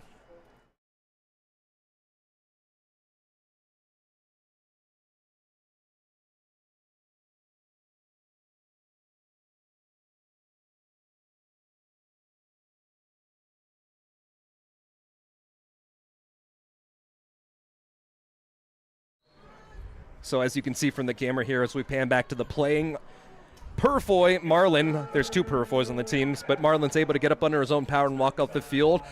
And it'll be a 3rd down and 5 from the 39-yard line as Laney College trying to get off the field here, and it looks like they're going to be playing some press man-to-man coverage towards the near side of the field. Weimar, 2 pass attempts here to start, and it's another quick dig caught by Javon Scott. He's been the #1 target here. And partially because of situations like that. The freshman out of Arizona just understands 3rd down situations, and situational football is how you win games. And 2-3 different times tonight, he's done exactly that. Got the ball exactly where you needed it to go. Oh, yeah, ability to just drop back and find the soft spot in coverage, especially on 3rd down, is leading to a lot of key conversions for Santa Rosa as they look to continue to stack some positive plays. And it's a 12 personnel look, so likely a run play coming or a heavy play action for Weimar as the pass has been working. And it's a stretch to the left-hand side. Laney reads it well, and it's Zion Williams going only for a gain of 1 on the play before the scrum of Laney defenders gets there. And that's the one thing. We've seen one big play run off by Zion Williams, but more than anything, the stretch hasn't worked. The inside game really hasn't worked. Laney has done a good job stopping the run. Oh, yeah, Laney has done a tremendous job setting good edges for his linebackers to flow and our boy O'Leary to just fly around and make tackles on the perimeter. So rotation on the defensive line, and will bring up a 2nd down and 9 from the 32-yard line. Pardon me, the 31. It's a 10-6 game here as Laney had to punt it away after a big penalty pushed them back on their first opening drive. First down conversion here. And now Vehemeyer throwing across the middle of the field, thrown behind his intended receiver. Good coverage on the play by Gavin O'Leary, but Joseph Campbell is going to want that one back. Yes, he did have to contort and go back to try to get it, but you know what they say, if the ball hits your hands as a receiver, you got to bring it in. Yeah, so we've seen that happen 3 or 4 different times for Chase Vehemeyer tonight. Just hasn't quite been on the same page with his receivers. On a good drop back by Santa Rosa, doing a good job protecting up front. Yep. Laney only bringing 4 and playing coverage, so that was good to see their ability to kind of squeeze the middle of the field and make that a tight window for Chase to try to complete that throw. Pistol look for Vehemeyer here, facing a 3rd down and long. 3-step drop, looks towards the near side of the field, and just, I don't even know, I think he was just throwing that ball away once again. We've seen that a few different times, but it'll send up this interesting situation. So it's from the 32-yard line. From here, it'd be a 48-yard field goal attempt, and I don't think you feel comfortable in this situation. You are in that situation where you possibly might go for it, but, I mean, it's just – this is going to take a lot of discussion by Lenny Wagner and his offensive coordinator, Vic Emmerich. Well, the offense has stayed out. 3-by-1 set. Yeah, so you will work with the trips to the far-hand side. And let's see if possibly, I mean, in this situation, we've seen them run all digs in the past. It won't be all digs, and it'll be a go route to the far-hand side, and Laney College is going to get off the field after a late pressure off the edge by Roman Gates, able to get the quarterback down onto the dirt, and Laney College gets out of a terrible situation, forcing a turnover on downs here. Yeah, just a big communication, probably on a backside conversion. Quarterback was thinking go. And running back obviously ran the 15-yard out.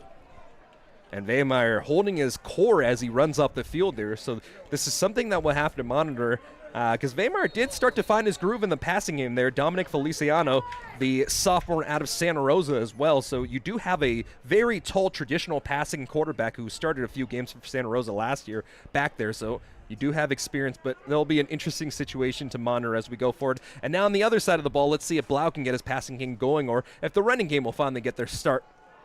Give up the middle, and that is a terrific read by the linebacker. Number 5. As it was Diego Davis out of Vintage. So Diego's one of those guys that you really have to key in. He was a guy that was the Napa County Defensive Player of the Year, a 3-sport athlete, had 4 Division I offers, but ended up going to Stinson University, a FCS school, playing 9 games there. So, I mean, he has that Division I talent coming back to this level of play, and to be fair, I'm surprised we haven't said his name very much tonight because he is the leading tackler of the team coming into this one with 24 total tackles. And he makes a tackle for loss on the play, so it's 2nd down and 12, and it's a play-action fake, rolls out right, firing down the far sideline, has to come back, jumbles the ball, but able to bring it in. J.P. Zamora, talk about a guy that's been at the D1 level before. Zamora, the big 6'4" redshirt freshman wide receiver, able to come back and bring it down to the 37-yard line. A player's down in the field again. But, man, Zamora is one of those guys that you got to have so much respect for. Medical redshirted last year with Laney College. He was a quarterback coming out that was recruited by big schools like Utah, UCLA, Nevada. Ended up walking on at Washington State University, and then he came over to Laney College. And so he was one of those guys in the quarterback conversation with Robert Crowley last year, but he ended up saying, hey, the position group at wide receiver is really weak. I think I could really make a factor here if I'm not going to be the starting quarterback. And, I mean, as a quarterback, I don't necessarily know if he has the talent to be that D1 guy, but as a wide receiver, I mean, he was a track athlete in high school. He's 6'4", 180. He definitely has the build, and you can see right over there has the hands to get the to possibly get a D1 offer in that position. Oh, yeah. Just you talk about size like that at the receiver position at the junior college level, it being a huge plus in this ability. So we saw him stretch the field vertically with good hands, kind of has a breast of the offense as he's been playing here in the second year. So Really, really explosive. I was really interested to see if Laney would kind of get back out on an edge, see if Chase – if Blau could get out on an edge and get the ball down the field. So that's good to see, because this group of receivers, although they have not done much to affect this game, is really good receivers.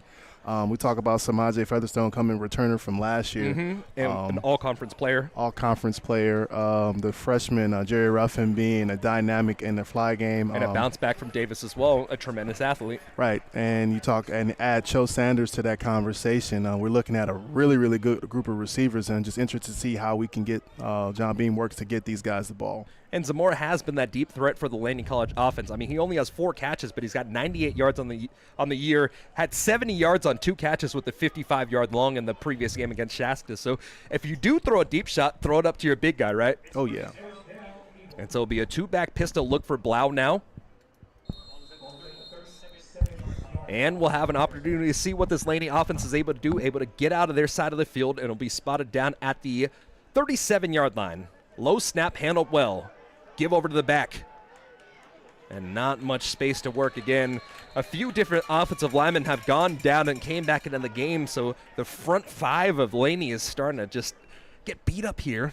And with Santa Rosa all out, selling out for run on first down, that really makes it hard up front for those guys to kind of recognize and kind of stay on their tracks as they look to pound these guys in the run game. Yeah, and Norton, you saw in a few situations like this, he got a little bit of a push and was able to get about 3 yards on that give, but since essentially that drive where he was able to get a couple different yards, I mean, the front line of Santa Rosa, and I guess you could even say the front 7, because they're really setting that pressure, has had the advantage here. Oh, yeah, like so we talk about this being a war of attrition. I'm just seeing like those scales totters tilt in the direction of the Santa Rosa D-line. And another give. Nope, it's a play-action fake. Thrown high across the middle of the field. And I think that is a good read by Blau. Blau saw his man, tried to give him as much time as possible to cross the formation on the post route. It wasn't there, and he threw it away. Santa Rosa did a good job just rotating to a single high defense. Man while across with a free safety. So Blau is allowing his receiver to kind of cross that formation, but still throwing in a double coverage. Yeah, but I mean, in that situation, I'd rather you throw it away instead of throwing it and forcing it into double coverage. Oh, yeah. A rotation here will bring the linebacker Caden Homan back into the game for Santa Rosa, and it'll be a 3rd down and 10. And I don't necessarily know if you have a big enough leg and a kicker to go for it here, so you definitely need some positive yards. All-out blitz. Blau rolls out to his right-hand side, has to just flip it up at the end of the play. It's lucky it wasn't a fumble here. And I think you're going to get an intentional grounding called on Blau as he was just avoiding the pressure. And so that'll send you in a situation where, I mean, I think you got to think about punting it from your own 45. Oh, yeah. Or from the opposition 45, I should say. Putting Laney in a position, just selling out on 3rd down with that intentional grounding, really just knocking them with a loss of down, so putting them in a position to kick this one away. Santa Rosa's defense is really playing with the Neds in the second half. Looking really interested to see how Laney responds. Neymeyer's done a terrific job so far in the half. We don't have stats on his punting averages, but honestly, in the situation, I might see Laney taking the intentional delay of game to push it back a little bit to give their kicker a little bit more room to work with. So the ball is spotted down at the 45-yard line. We have seen the ability to boot it deep, but I actually think with Nehmeyer, the way he's been punting, especially with the high spiral he's been giving, I mean, you might be able to pin them inside of the 5. Yeah, the one punt we saw, the rocket he hit, that was unfortunately muffed into the end zone for a touchback. Snap, handled well with the low one. It's a high winding punt. That'll be fielded down at the 15-yard line. So inside of the 20 is something you'll take. But, I mean, you'd love to see him put a little bit more. But I think it's one of those things where you just want to chip and get in on the green, right? You don't want to necessarily try to go for the hole in one. Yo, you know it. So anywhere on the green, you're playing. And so that'll send Laney's defense out on the field again after a nice stop last time around. The ball was placed inside of Laney's side of the field, but able to get the turnover and downs after putting Santa Rosa into a bad position. And now we're going to see what Santa Rosa has in store here. They really did try to pass it a few different times with Wehmeyer, and let's see if the passing game is something that they made adjustments to on in their halftime break. It'll be a give, and stuck up by one of the defensive linemen initially before being driven back as the give was over to Damian Escarcega, the sophomore from Windsor. Escarcega came into the game with 217 rushes on 40 attempts with 2 touchdowns. He had a 100-yard rushing game against CCSF and had a 95-yard rushing game against San Joaquin Delta. But up to this point, I mean, he's been bottled up. The big run was made by Zion Williams, and Laney's rush game, or rush defense, I should say, has really been triggering to that point today. 3-by-1 set. A handoff up the middle, and plenty of space up the middle this time around out to the 35-yard line. Lowers the shoulder, throws the hit stick past the 40-yard line. And that is that one you're going to call the broadcaster's jinx, as a massive run goes forward for a gain of 27 yards. And that is the way to get your offense going with Escarcega. Just catching the Laney defense overcommitting on an inside zone play, able to take it out of the backside for a big run and finish it with an exclamation point at the end of that one. And that's why you run the zone scheme instead of possibly a power scheme, because it gives your big backs with elusive activity or abilities to really cut it back and be able to rip off those big gains. Right, and really helping those offensive line, allowing the running back to make the offensive line right with his ability to kind of read how the defense is reading him. From the 46, it's a play action fake, looking down the near side of the field, has a man open, has 2 men in the same spot, and the catch is made at the 20-yard line. The 20-yard line, it's going to be, let's see if we can get the number. I believe that's 14, Joseph Campbell, who they targeted on a deep ball last time around, getting another big pickup on the play. So a 26-yard gain, and the ball will be spotted down inside of the red zone. So I believe that was actually a 31-yard reception at the end of the play, and from the near hash mark, it's going to be Chase Vaymeyer finding some success here after the big run by Escarcega. Trailing 10-6, trying to get their first touchdown of the game are the Bear Cubs. Chassis snap. It's a speed option.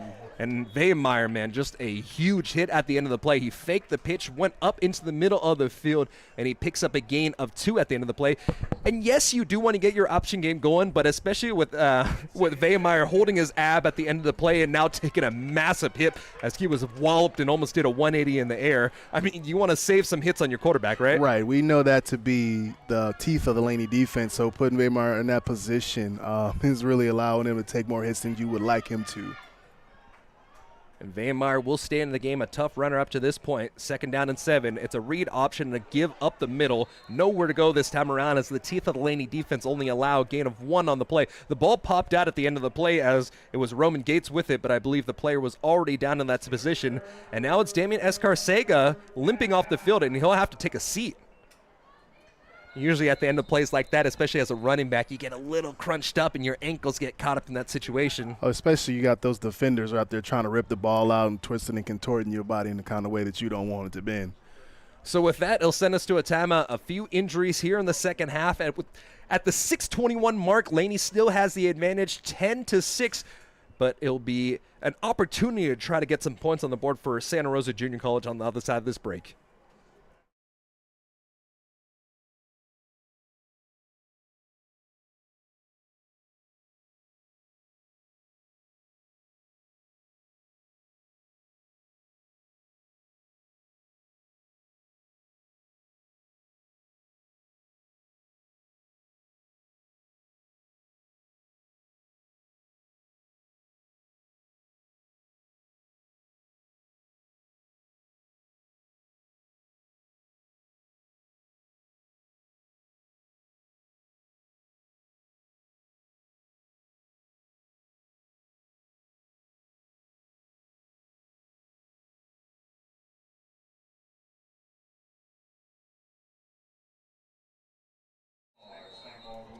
Back on the field after Escarcega was able to hobble off on one leg, so that's going to be a factor going in. You do have a stable of backs that have been successful, and Zion Williams is back into the game.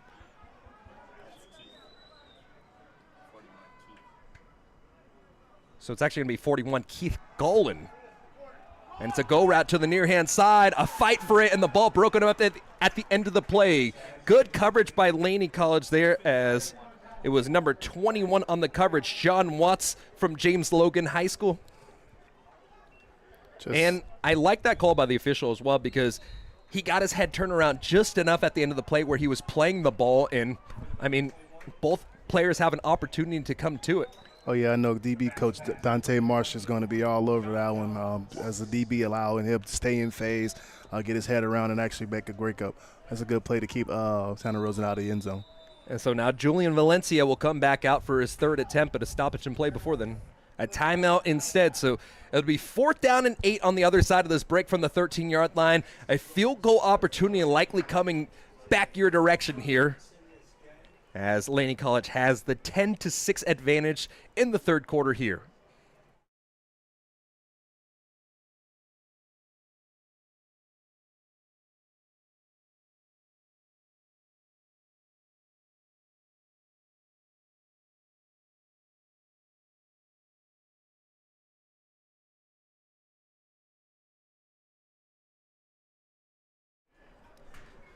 So likely a timeout because of the running down clock. So they will send the field goal unit back out onto the field, and it will be a, let's call it a 29-yard attempt from this spot. Hit from 33 and hit from 30 early on. He's 2 for 2 in the game as Julian Valencia. Holder Ian Hockener. Snap is down, hold is down, kick is up. Able to split the uprights for the third time this evening. At the 5:54 mark of the third quarter of play, Laney College 10, Santa Rosa Junior College 9. If we were calling this a kicking competition, I think we found the guy. Yeah, exactly. Harrison has had some kick attempts on the year. He was 5 for 6 in PATs, 0 for 1 in field goal attempts. But I think Julian Valencia has been that guy here. And I mean, at the end of the day, you're still trying to discover who you are in this early part of the season. I think the Bear Cubs have found their kicker. And fortunately for Laney, though, because of the opening touchdown and because they were able to get that turnover, you give up 3 scores, but you don't get them into the end zone, so it's still 10-9. You have the advantage here. Yeah, just the definition of bend but not break. So we've seen Santa Rosa with consecutive drives into the Laney red zone, but Laney not surrendering any touchdowns. And that's what you love to see, honestly. You're put in a bad situation, especially with the field position, and I mean, you live to fight another down. You even had, I mean, those kicks were kind of low and they were smidges off from a potential block. So we'll see if that's a factor going in. So fielded down, it's Cho Sanders taking it down from the 14-yard line. Towards the numbers, finds some space out to the 40. He's going to have 3 men to be in front of him out to the 40-yard line of Santa Rosa. Now the 35 veering out of bounds, and that is how you get your offense going. You got a massive play on special teams and carry that momentum going forward. No flags on the field, and Laney College should be set up right outside of the red zone of the Bear Cubs. Want to affect the game. Special teams is a real time to be special, and we saw Cho Sanders with a big return to set up the Laney offense with some prime field position as they look to try to extend this lead here in the third quarter. A 56-yard return on the play down to the 29-yard line, and that is why you put Cho Sanders back there. Up to this point, it's been Featherstone and Ruffin, but to be fair, I don't actually think we've seen Featherstone out there tonight. No, haven't He wasn't in the scouting report as somebody who was injured, but you would think a player of his caliber would be able to be on the would get something up to this point. He's lined up at receiver a lot tonight, but Laney just has struggled to find him. Okay, so he has. Blau gives it off on the jet sweep. Finds his way out to the corner, turns it over past the 25-yard line, and that'll be a gain of 4 on the play. And honestly, when your inside game starts to get stuffed up, sometimes you got to start to go to the outside, force some more edge discipline, and then give you a few different looks. And we know traditionally Laney loves to go to that fly sweep offense just to get that outside right now off of the edge to make the linebackers kind of think over the top, kind of hit you right back on the inside. So a tight end and a fullback come to the left side of the line as Blau nearly gets a man to jump. Read option, Blau keeps it up the middle, diving forward past the 20-yard line, able to get enough for the first down. Bo Blau continues his great night rushing the ball. And Milan will come back into the game after Zachary Norton checks out.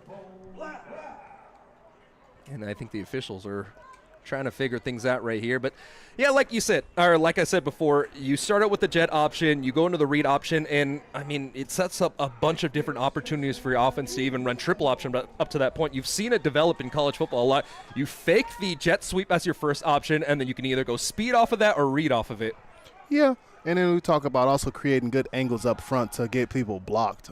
So we talked about how Santa Rosa was keying in on Laney's run game, especially on early downs. So how do you give them, bait them with eye candy, with the fly motion? You put multiple backs in the backfield and kind of give them some key of mixed direction so you can try to find those creases. Milan able to get the carry on the play. And the one thing that hasn't really been helping him is it's been a very quick whistle tonight.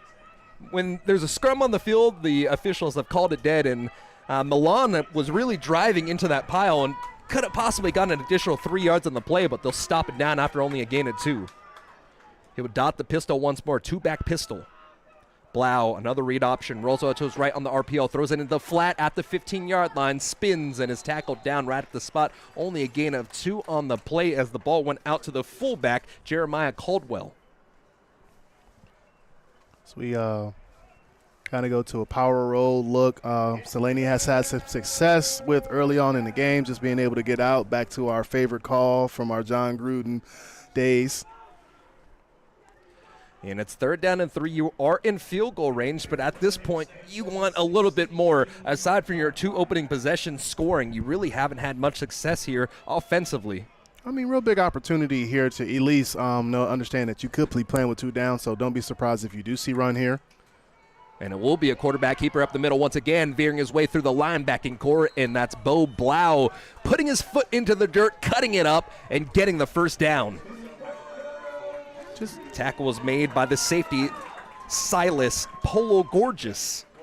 Just real big ability to kind of put those linebackers in a bind, understanding if they flow over the top, especially in a run game, allowing Blau to kind of crease them up the middle, how we've seen him do all night. Really hard to account for that quarterback in that power run game. Especially because of the fact that you've seen the running backs of Laney have success, so you have to honor them even if it necessarily hasn't been their night. Another read option spins out of the first tackler, able to just get now he'll be a drop for a loss of 2 as the ball will be marked down at the 10-yard line as Milan didn't have anywhere to go as Caden Homan, the linebacker from Windsor, comes up to make the play. Oh, yes. Santa Rosa has continued to show that the way they're keying in on run on first down. So Laney's ability to be multiple on first downs is really going to determine how successful they could be in the red zone and every other drive. And at this point, you're starting to blitz some linebackers in those situations, so you don't necessarily have to worry about the read on that play if you're just nailing the quarterback every single time. And there, Blau didn't keep it, but I mean, that homing missile from linebacker with Homan was just right up there for him. Oh, and a false start will push them back even further. So what was once a first down and goal from the 8 will turn into a 2nd down and goal from the 15. And I think that might have been an issue on the quarterback because 4 or 5 different players went on the cadence that he initially called. So it'll be 2nd down and 15 from the, or 2nd down and goal from the 15, I should say. 1:20 counting down here in a 1-point game. 3 field goals for Santa Rosa and a touchdown on the opening drive and a field goal. They tried to set up the screen pass over to the running back in Milan, and just good discipline by Santa Rosa sniffing that out. And I think that was actually the first time we've seen a screen from Laney tonight. As a D-line guy, I know you can appreciate a good nose tackle getting out and trying to live his wildest dreams and go out there and get an interception. But that's a well-played screen by the Santa Rosa D-line. I have one clear memory. A lot of football kind of goes away from me. I mean, head contact over time, playing defensive line, it happens every time. But there's one play I remember so perfectly. As a nose guard, I read screen, and I played a trail technique trying to bait the throw. Unfortunately, I threw it away because they saw my big butt in there. But still lives on to this day. I would have got that pick. Played it too well. Yeah, exactly. Snap, looking towards the near-hand side, steps up in the pocket, hit as he throws, back shoulder, corrals it, and he's out of bounds. A nice throw under pressure for Blau, but just wasn't able to get the feet work down in time as Jeremiah Ruffin wasn't able to get it there. You only need 1 foot in college, but, I mean, he was just drifting a little too far out, and Laney pays the price for it. Good throw, better catch, just fair. I think in that situation it's the opposite around. It's a better throw, and the catch wasn't quite there. Not quite, but that's good to see. So he will line up now for a 32-yard field goal attempt from between the hash marks. Snap is off, hold is down, the kick is up. It looks like it's on his way, splits the uprights. 13 points now for Laney College as they get their first points since the first quarter of play here. And it only took them 14 minutes in the third. Only 13 minutes. So now we get back to one of our favorite Laney College stats, that time of possession. Really not correlating with a lot of points here for Laney College. But when you're in control, I mean, you're in that situation. And the one thing Laney can do extremely well, no matter who's there on the field, no matter what year it is, they play very well with the lead. And, I mean, up to this point, they've done exactly that. And for a team like Santa Rosa that hasn't had very much success in the red zone at all, they've gotten into situations in the red zone and been turned away. I mean, that's still 3 more points. It makes it a 1-point advantage if they do kick another field goal. I mean, you're still living and you still have the advantage. The advantage of having a good defense that plays well when it matters most. Spectacular. That's the situation you want to be in. Laney College coming off the 35-10 win against Shasta, and on the other side, Santa Rosa getting the 49-21 win over San Joaquin Delta.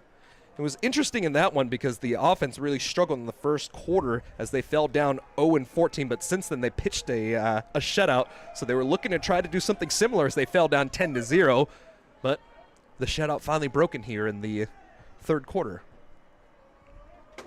Jogging forward is Billy Hewitt, and he has plenty of leg to drive the returner all the way down to the front of the end zone. He was already in the end zone. He takes it out towards the numbers, 20. Finds the sideline, 25. The hurdle over the falling defender, and another terrific return on the play by Ian Hawkender. And they got a little chippy at the end of that play as one player is down. I believe it is Hawkender.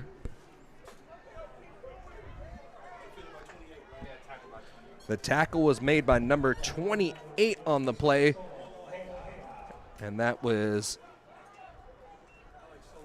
I'm trying to get a number on that one. That was Solo Lolohela, the freshman linebacker. And every single time Laney College has scored, we have seen a good return. We saw it at the beginning of the game where they faked the reverse and brought it out, and now just a really good job. You caught it as the leg was put all the way to the front of the end zone, but I mean, the return game and the advantage in special teams has definitely gone the direction of Santa Rosa up to this point. RPO throws out into the flats. Jump cuts past the defender, and the seatbelt brings him back down.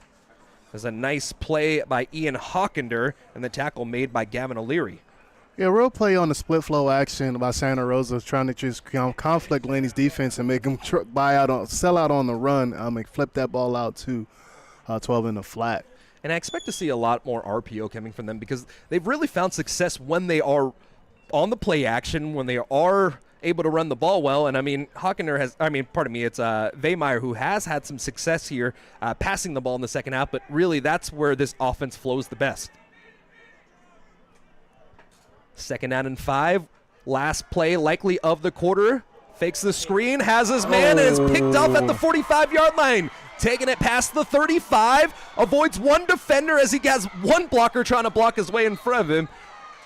And just got a little too far ahead of yourself for Weihmeyer as he makes the big first mistake of the game. Tried to find Hawkender, and it was an intercepted ball by number 27, Demarius Hammonds. The safety read it perfectly. You fake the screen pass, the wheel route goes down, the safety did not bite, and that's how you end the third quarter. A pick by Laney, a big stop, and still have the lead 13-9 going into the fourth quarter of play.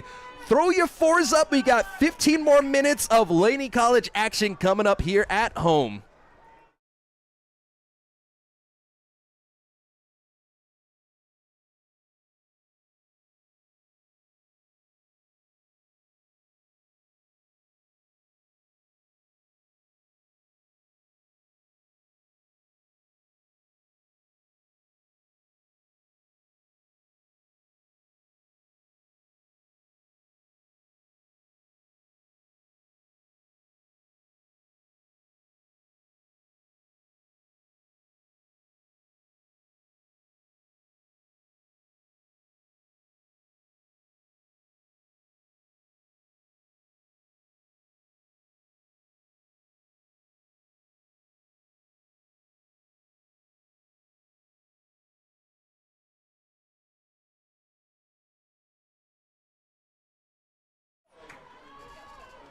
Milan in the backfield as Bo Blau tries to get his passing going.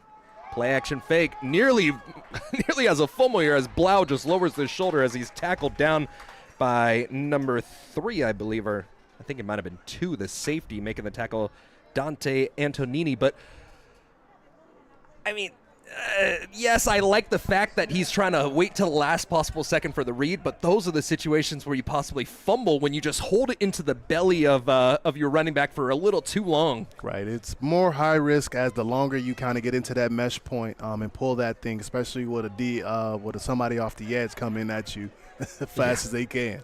This ain't Wake Forest football. I've always Quick been pass amazed outward by to the that. far hand side, and it's caught.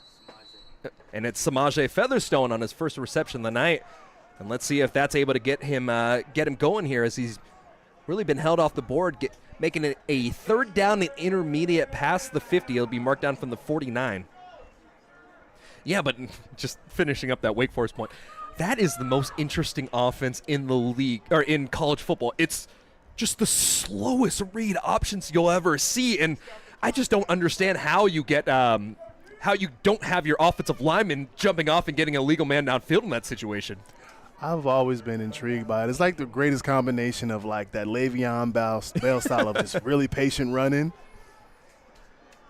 And it's a give to the right-hand side. Milan does well to try to get as close to as possible to the first down marker. He was contacted on Laney's side of the field at the 49-yard line, but able to fall forward down to the 46, and it's 4th down and short. Let's see a situation. Laney running on a real heavy personnel. And Laney will go for it here. And this is a big call here on 4th down and 1 from the 46. It's a 4th down and a long one, 1.5 yards. And at this point, we haven't seen the tush push tonight. We've only seen 1 snap under center, but these situations really lend themselves, at least in my book. Laney obviously doesn't agree as they send out a shotgun formation here. Milan's in the backfield, and it's a speed option. Blau cuts it off left tackle, and Blau able to get enough for the first. And hey, why limit your quarterback into a 1-yard situation where he can rip off 6 instead? Hey, that is how you win on short downs, short yardage situations. Really meaning, especially they become more meaningful in the 4th quarter, right? Because we talk about the ability to stay on the field and keep that defense out there laboring, especially when you're playing with a lead, as we talked about earlier. And a flag late on the play. They already moved the chain, so I think it will be extracurriculars after the play. I didn't quite see who it's going to be on, so we'll have to wait for the officials. But, I mean, the play design there was honestly beautiful. It was not a speed option. It was a lead zone off the left-hand side, and, I mean, just a thing of beauty. Complementary football. So we've seen – yeah, continue your point. As number 40 for the defense, it's Simote Samante, the freshman defensive end. So we've seen Bilal running the zone read off of that same type of set offensively for Laney, but that was the first time they actually just told him to keep it and run the ball weak. So caught Santa Rosa by surprise as his ability to gain 6 on when he only needed 1. 12:50 counting down. It's a 13-9 game, and it will be a handoff this time around. Finally, some space for Milan as Milan reads the outside zone, takes it past the 20-yard line, so it'll be a 2nd down and 4 inside of the red zone. Now Laney, Holman makes the tackle for Santa Rosa. Laney playing with some tempo here. They kind of got the Santa Rosa D-line on their heels. Low snap handled well. It's another give to the back. Springing free.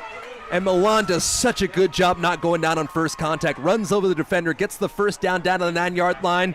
As Holman has been picked on here, got the last 2 tackles, but he's really been driven down on the field. Another give, and this time around the blitz comes off perfectly, hitting Milan into the ground. And it'll be tackled for a loss of 1. I thought Laney caught Santa Rosa with 12 on the field out there. And the flag does come in late, so I think you are correct.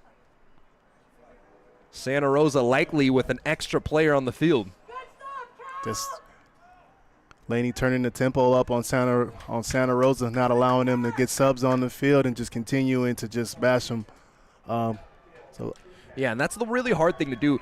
Obviously, if you sub on offense, you give the opportunity in the defense to sub, but when you get some of those big guys in the middle a little tired, you want to get a fresh group in there, but when you're running tempo, you can't quite do it, and I mean, that's just one of the cardinal sins of rotations there.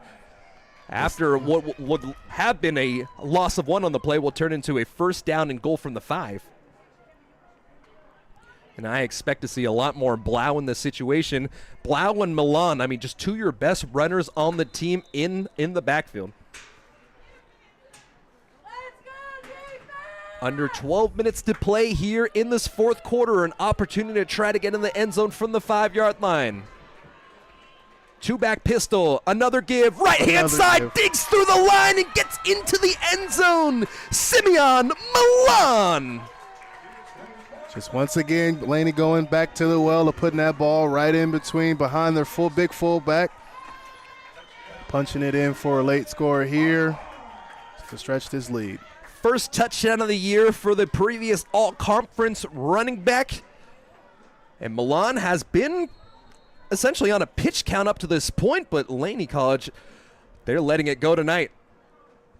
A 10-point advantage, trying to make it 11 here. Billy Hewitt has had a nice night on his own, 2 for 2 kicking the ball.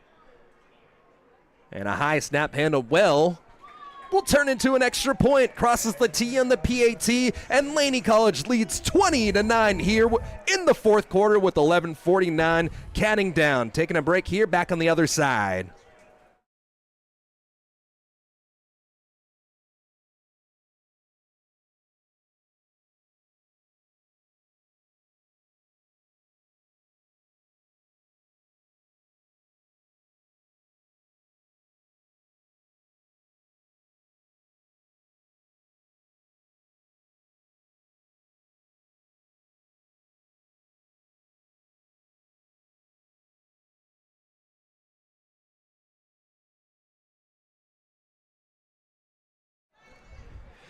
Back on the field after Laney gets their first touchdown of the second half. They scored on the opening drive, but weren't able to get anywhere into the end zone. And I mean, that first drive was a little precarious because that ball did bounce off the hands of a defender before ending up into Cho Sanders' hand for that touchdown. But Laney College has really dug deep. And in a battle in those situations where you've been throwing body blows all night long, Laney able to break that seal, get the first rock of the second half. And it is an 11-point advantage here with 11:49 remaining in the 4th. Kicking it right to left. Laney College in their gray tops, gray bottoms with the green numerals and the green trim. Last few returns by Hockener have been very successful. And it's a low line drive kick that'll be bounced down, finding the back of the end zone. So the first touchback of the day, aside from the punt, obviously that was a weird situation. We'll send the ball to the 25-yard line, and I think that's the situation where you have to do. You've given up 2 pretty big returns on the last few attempts. I mean, send your defense out there and play to your strengths. And a strength it is, as Laney has had a pretty successful day stopping this Santa Rosa running attack. But as of late, we've seen Santa Rosa, outside from the turnover in the last drive, have some success now throwing the ball. And so now you're in a situation where you're down by 2 possessions, 11. Weymeier is going to need to find some success passing the ball, and he will fire down the sideline or towards the towards the hash marks. And man, what a grab. Joseph Campbell tonight has had some terrific balls go all the way down the field, and now on a 45-yard reception, the defender was off his hip, but when you have all that size at 6'4", 185, you toss that ball up and your guy goes up and gets it. Oh yeah, put it up there and allow your big guy to go and get it. Now we're starting to see that spark that's coming over from last week. Santa Rosa put up 49 points in their win against San Joaquin Delta. And that's part of the reason they were able to do so. So now working out of the pistol spread, Laney College playing man-to-man. They'll send the safety low, so only one high safety right now. Quarterback keeper up the middle, and a good cue by Gavin O'Leary being able to come up there and make the tackle after only a gain of 3 out to the 20. Good coverage across the board by Laney College. Quarterback had to run it himself, and Just a nice read by O'Leary, not allowing him to get too much yardage. Yeah, Laney really not backing down after seeing 2 long completions on these last few drives. So getting in Santa Rosa receivers' face and playing a lot of man coverage now. And that's really where they found success the previous weeks. When they were playing man-to-man coverage out of that 2-man look, I mean, they were doing a really good job. When they switch over to more of those softer zones, that's when they start to get torn apart. When you have a guy that's played a good amount of football in Chase Weimar, I mean, he's going to be able to read zone coverage and really make you pay. Chest high snap, fires towards the near hand side, and the ball was jostled and knocked out. Trying to go over to Ian Hockender, but a terrific read by Akil Edwards and laying the hit. And now it'll be 3rd down and long from the 20, or pardon me, from the 30.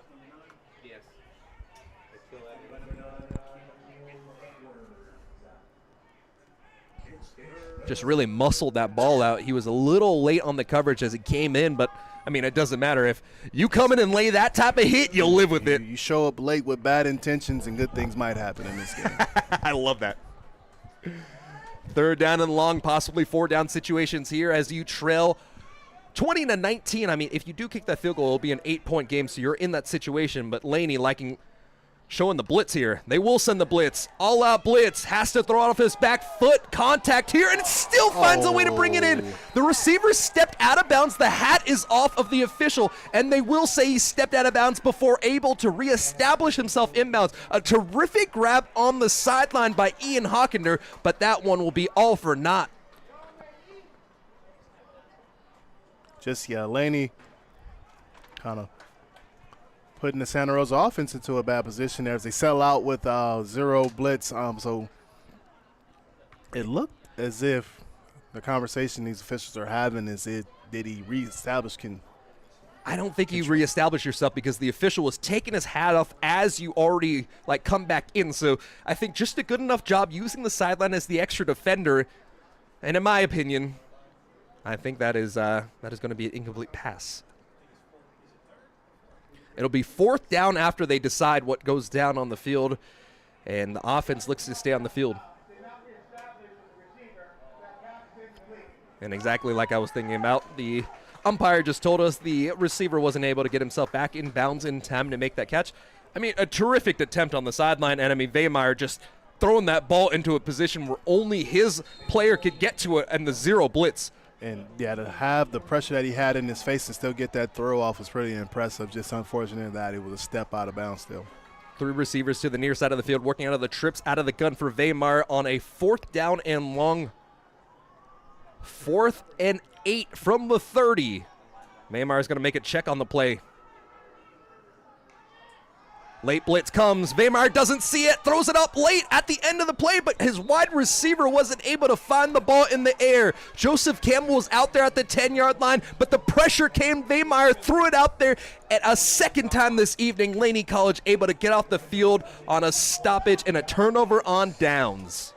Yeah, linebacker Roman Gates had a hard run through at Weimar there. Took a shot after the play on that one. And Roman Gates, I misspoke earlier when I said Gavin O'Leary was the defensive player of the week, but it was Roman Gates actually the man. He had 6 total tackles, a sack, and 2 TFLs on that in that game against Shasta. And now, I mean, we've said his name a couple different times tonight as he is one of the leading tacklers for Laney, but that pressure was huge, and it keeps Laney with the 11-point advantage. Blau comes back out, and Laney College doing what they do best, playing with the lead. Quick pass to the far hand side. It's a bubble screen. Breaking his way free, lowers the shoulder, decimates the defender out to the 45-yard line. And Samaje Featherstone starting to really get his game going. It's really interesting to see how Laney moves more to the passing game here in the 4th quarter after they've already compiled a lead. I mean, you just got to build your own confidence at the end of the day. Only a 4-man rush and a give over to the back. Works his way off the right side of the line, and Simeon Milan able to pick up 10 on the play. And another thing that's interesting here, the tempo worked extremely well last time around, but you would think they want to run a little bit of clock. But I mean, if you can put points on the board, and what you've seen is the defense really struggling to keep up with the hurry up. I mean, that's just what you'll do. Another quick pass over to Samaje Featherstone, and he steps out of bounds after a gain of 5 out to the 40. Right, and we talked about how Laney defense has played to this point, and you usually kind of see tempo offenses kind of affect the way the defense is playing. when you talk about just the total snaps of a game. But here, Laney's been pretty successful at getting off the field, so just kind of introducing his tempo to kind of be the spark that the offense needs to be able to have success on the ground. Blitz showing on the line, and they will send it. Another quick pass to the far-hand side. It's over to Samaje, as Samaje able to get an additional gain of 4 on the play, making it a 3rd down and 1 from the 36-yard line.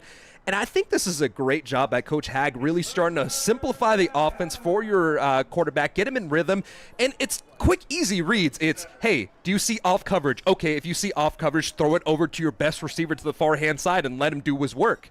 Yeah. And we've been looking for Samaje to kind of make his impact on this game, and whether it be just his ability to run routes, but now we kind of see him affecting, being an extension of this run game with this RPO that they keep throwing out there. All-out blitz, held up well, and it's Samaje once again getting enough first down yardage, breaks through 1 tackle at the 30-yard line, and still finds a way to crawl down the field past the 25, and Samaje is absolutely dominating this drive. We got a late flag. Late flag at the end of the play.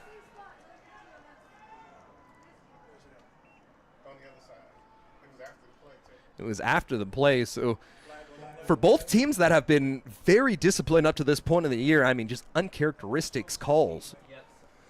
Oh, you see, the longer these drives kind of go on, the chippier you get. The more football you kind of see. Like, those mistakes come as you get a little more tired. And unnecessary roughness will give another 15 yards for Laney College, pushing them inside the red zone. But like you said, you get cranky when you get tired. A little hand look. These people get a little more handsy. You're not so easy accessible, a little irritable. And also, you got to factor in, you've been getting your butt kicked here in the second half after about the first 14 minutes of play. I mean, Laney's been playing some bully ball, and you know what happens if you start to get bullied. You're going to want to fight back. You're not just going to take it. Oh yeah, but you know, I know every coach around is wanting them to channel that energy into a good play on defense and not just take the easy way out and do it after the play and get a 15-yard penalty. Yeah, and we might see one of those rare situations, especially for such a clean team that I've been in a game where we had, I believe it was 20 penalties, and 5 of them were unsportsmanlike conduct, and we were running gassers at the end of the game on the opposition away field. Oh. So, yeah, I mean, running a tight shift. Coach had a point to prove. Yeah, well, absolutely. And another give off the left side of the offensive line will only result in the gain of 2. But, yeah, I believe it was against Foothill College back when I was playing at Diablo Valley College. And, yeah, Coach was he was not happy with the way that we were playing. Yes, you get the win, but you learn the hard way. And I think with the type ship that that Coach Wagner runs over at Santa Rosa, I wouldn't be surprised. So only about a gain of, I think they're going to say he has actually tackled out the line of scrimmage there. The clock continues to run inside of 7 minutes with the 11-point lead. Norton, pardon me, it's actually Milan in the backfield. And the back shoulder fade thrown up high, and J.P. Zamora unable to bring it in. Had the balls in his hand, but he was not able to go through the contact all the way to the ground. 3rd down and 10. That was a great play. Just never know. To always say, keeping yourself in the play and never letting it be over all the way to the ground. The receiver has to control that ball all the way to the ground. So that was a good play by the DB getting that ball out late. And I believe it was Steverson, the strong safety. 26. It was 26, so that was we'll get you in a second as Laney gives a handoff off the right side of the line. Enough for the first down yardage. And the ball was stopped at about the 9-yard line, but the second effort by the running back able to get it all the way down there. And it was actually Bo Blau, the quarterback, who got the keeper enough for the first down. So Blau, he's been your emergency ticket there as he's able to get a first down and make it first down and go from the 2-yard line. But, yeah, giving his flowers to Diego Ruvalcava on the previous play, but it doesn't really matter when Blau's just eating in the running game like that. Blau has been a magician tonight with some of these runs and his ability to just find that hidden yardage on some plays that you have no promise. That's exactly what it is. It's hidden yardage. And so now the ball's spotted down at the 2-yard line. Laney College putting a heavy set off that right-hand side. Speed option. Blau's going to keep it. Tries to cut it up back to the line of scrimmage. The scrum comes. The push is there. Let's see. Is he in? Arms up. Arms up, the far side official. The flag comes out at the end of the play, but I think Blau was able to break the end zone. And we'll wait for the official call. Player down at the end of the play as well. The scrum was there, and I think Laney College has scored. We'll wait for the official. The score is good. Bo Blau on the 2-yard carry. The speed option wasn't there. He didn't take the pitch. Instead, used the pitchman as the lead blocker, as we saw on that 3rd down and long previous to that. And Blau gets into the end zone, making it 26-9 on a terrific night rushing. Laney taking us all the way back to the reminiscence of football in the early 50s. Just we talk about sweep right, sweep left before the forward pass was a thing, and it works out for them as they get another score on the board here late in the 4th. With the Lombardi Green Bay team, I always love the schoolhouse right, schoolhouse left. That's it. And now Hewitt trying to keep a perfect evening here. 26-9. Snap is off, hold is down. The kick is up, splits the uprights, crosses the T on the PAT, and it's 27-9 as Laney College has dominated this 4th quarter of play.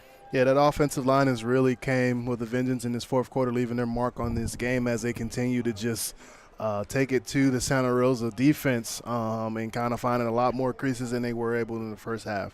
And we'll take a quick timeout before the next kickoff here. 27-9, Laney College with the advantage at the 5:46 mark of the 4th quarter of play.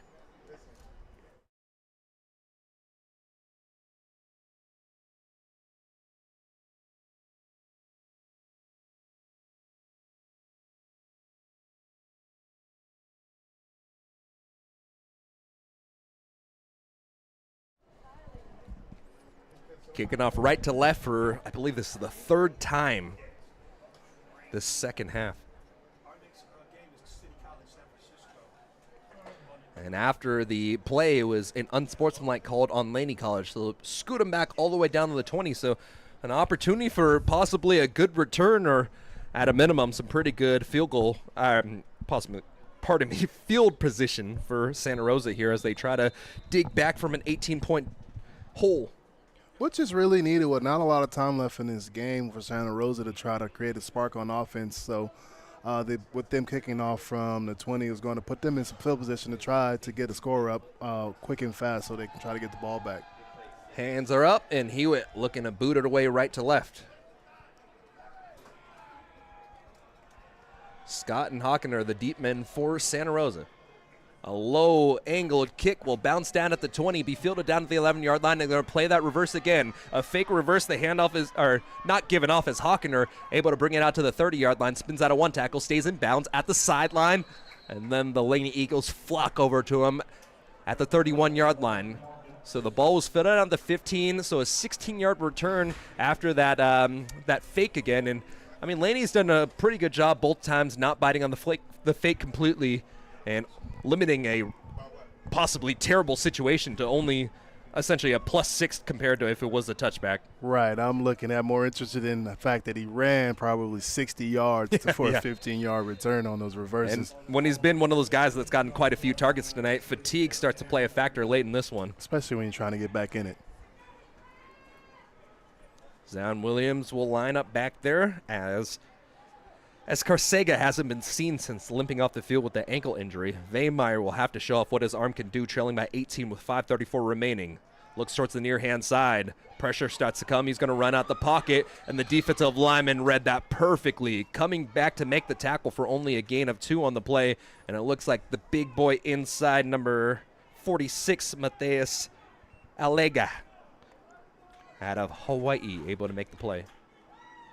So it's good to see that Laney D-line is still pretty active in this one as they look to just go put the pin in ears back as they know Santa Rosa will be in desperation pass mode. 3-step drop, throws it into the feet of his intended receiver. I mean, some space for Ian Hawkener there as the safety was about 4 yards away from the ball. And I don't know if it was too much pressure by the defensive line of Laney or if it was just Hawkener saw a big hit coming the direction, or the quarterback saw a big hit coming in the direction of Hawkener, so he threw it low. And this is where Laney really starts to find their advantage there, because when they were struggling essentially against Sierra early on in the game, it was because they weren't able to get pressure from their line. The defensive backs had to cover a very long time, and they started to have some issues. But when you're running man-to-man, what is your best friend? The rush. The pass rush. So creating a good rush here is really going to allow these DBs to just be in space. And another fumbled handoff will be a throw to the near-hand side. A lot of contact, but they are not going to call a pass interference there, as Darian Moraga was the intended receiver on the play. And so the incomplete pass should stop the clock here at about 4:50. And Laney College likely going to force a punt.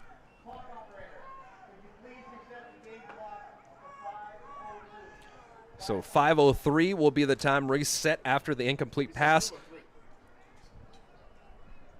And Laney College, I mean, that defense just making it happen. 3 obvious passing situations result in a 3-and-out.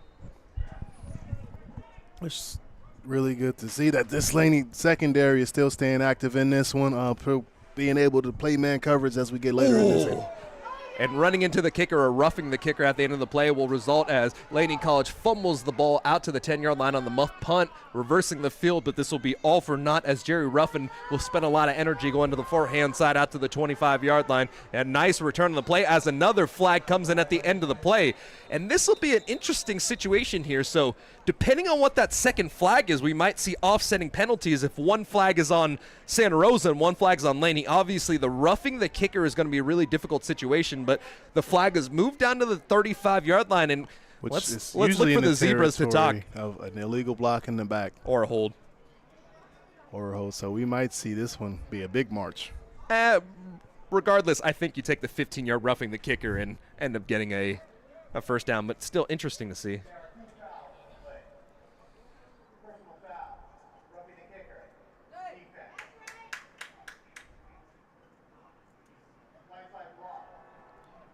It is a blindside block. So obviously you decline the blindside block and you take the penalty that would give you the first down. No doubt there. Just in a situation like that, I don't even see why Laney is having a block on with the opportunity. I think in that situation you see yourself ahead and you start making renegade plays instead of playing to the team, and that's something that is going to be reprimanded.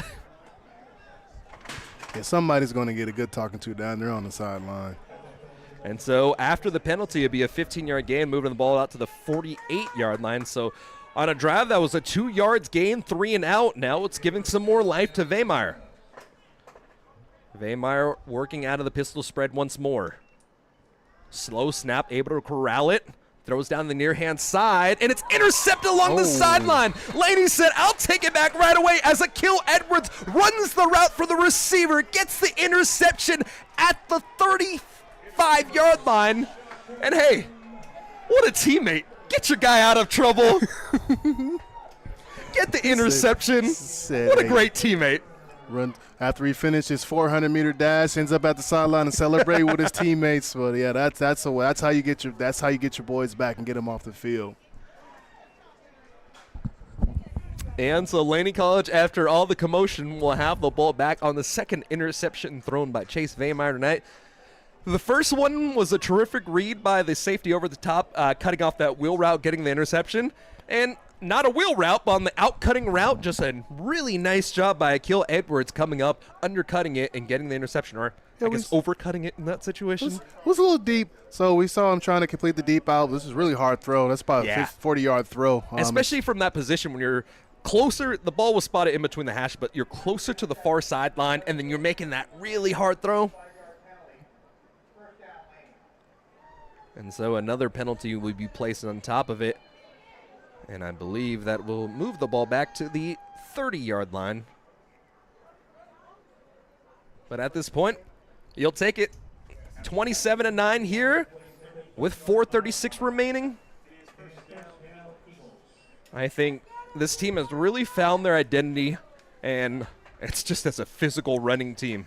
It's a physical running team, but as you continue to see, as they go in to play more games in the basics with some more tougher games coming up. You would love to see them step out of that one-dimensional style of offense and be able to actually throw.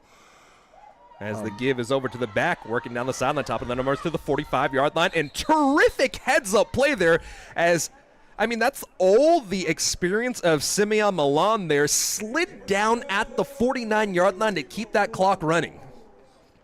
As one of the things that you kind of can tell, those small things that really show how a team is being coached. So with his ability to stay in bounds there and keep this clock rolling just shows that they and you were wondering about the situation at hand as Laney College was really trying to find their identity, and I think their identity has been found tonight. And on a night that you didn't really know how much you'd really see of Milan, I mean, he's been the bell cow after Norton has come out, and he's showing you exactly why he was such a prolific runner from a year ago. Another give, and the sidestep behind the line of scrimmage will have him drop down for a loss of half a yard on the play. And that just alludes to just that really, really deep backfield that we talked about Laney having and their ability to just kind of hit you with a lot of different backs as we look and see. So after the loss of, I mean, they're going to call actually right at the line of scrimmage. So, I mean, that was actually a terrific job just being able to get back to the line of scrimmage to limit any possible hindrance. So inside of 3:15 of play, very much so in the driver's seat for Laney College as they've been all night long. And they'll face a 2nd down and 10 from their own 49-yard line. Working out of the shotgun this time is Blau from the near hash mark. Pressure comes. It's a read option to the right-hand side, and Blau will keep it. Blau banging his way forward to the 46-yard line after a gain of 5 on the carry. So here we are. And now the timeouts start burning. So an early timeout taken by Santa Rosa. But honestly, you got to play it all the way through. There's 4 quarters for a reason, and Santa Rosa will continue to fight all the way through. So that'll send us to a timeout here. 27-9 our score at the 2:52-minute mark here. And Laney College with the advantage as they've held it all night long.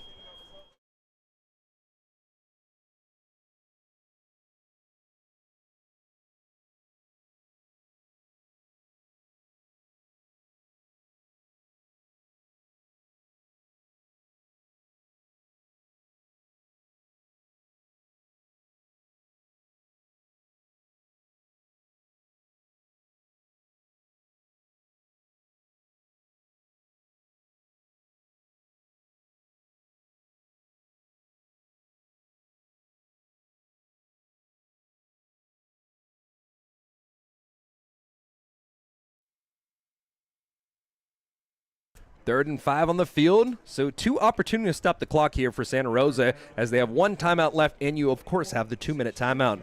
But Laney College trying to stay on the field here on a 3rd down and 5 from the 46-yard line. It's another read option. It's a give over to the back. That's Norton working his way off the right-hand side, shivels through the defense as a flag comes in at the end of the play. A pickup of 15 on the carry, and let's see what this is going to be called. Laney with a great job letting the big guys get out in front on that buck sweep out, getting the big guys in space and letting the running back just kind of find. And a face mask will be insult to injury as an additional 15 yards will be pinned on at the end of the play. And once again, talk about that luxury of having Norton as well as Milan, just 2 backs that you can really trust and give it to. And one thing we've learned from Laney tonight, the outside game has really been working well. Their inside runs have been successful with Blau running those read options. But really, when they've tried to hit the edge and they've tried to attack the edge, whether it be through jet sweeps or whether it be through those sweep handoffs, I mean, they've been successful.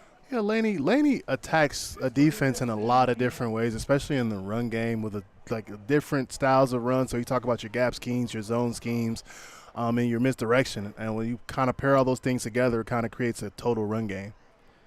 And another run up the middle this time around will be stuffed well. Zachary Norton only getting about half a yard on the play, and that brings us to the 2-minute timeout. 27-9, an advantage of 18 points for the Laney College Eagles as they look to get their 2nd win of the year and get back to the 500 mark. And we'll take the timeout, 27-9.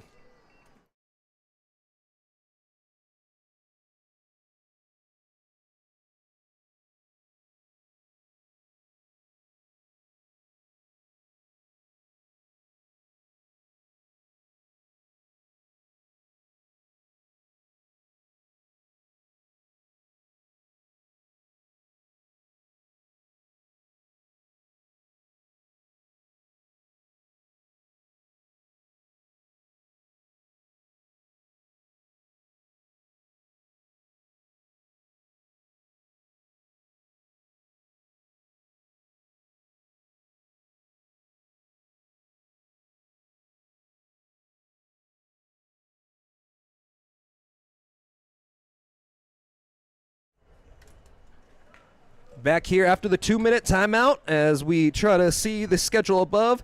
And so after taking on Santa Rosa Junior College, next week going over to Fresno City College, a really tough matchup against the Rams there, and then taking on the newcomers to the Bay 6 in Foothill College on the 19th before returning home to San Francisco City College on the 25th. Another run up the middle for Laney College will turn into a rugby scrum as the ball is pushed towards the 10-yard line, and the clock will continue to run here as Laney possibly trying to get one more score to cap this one off.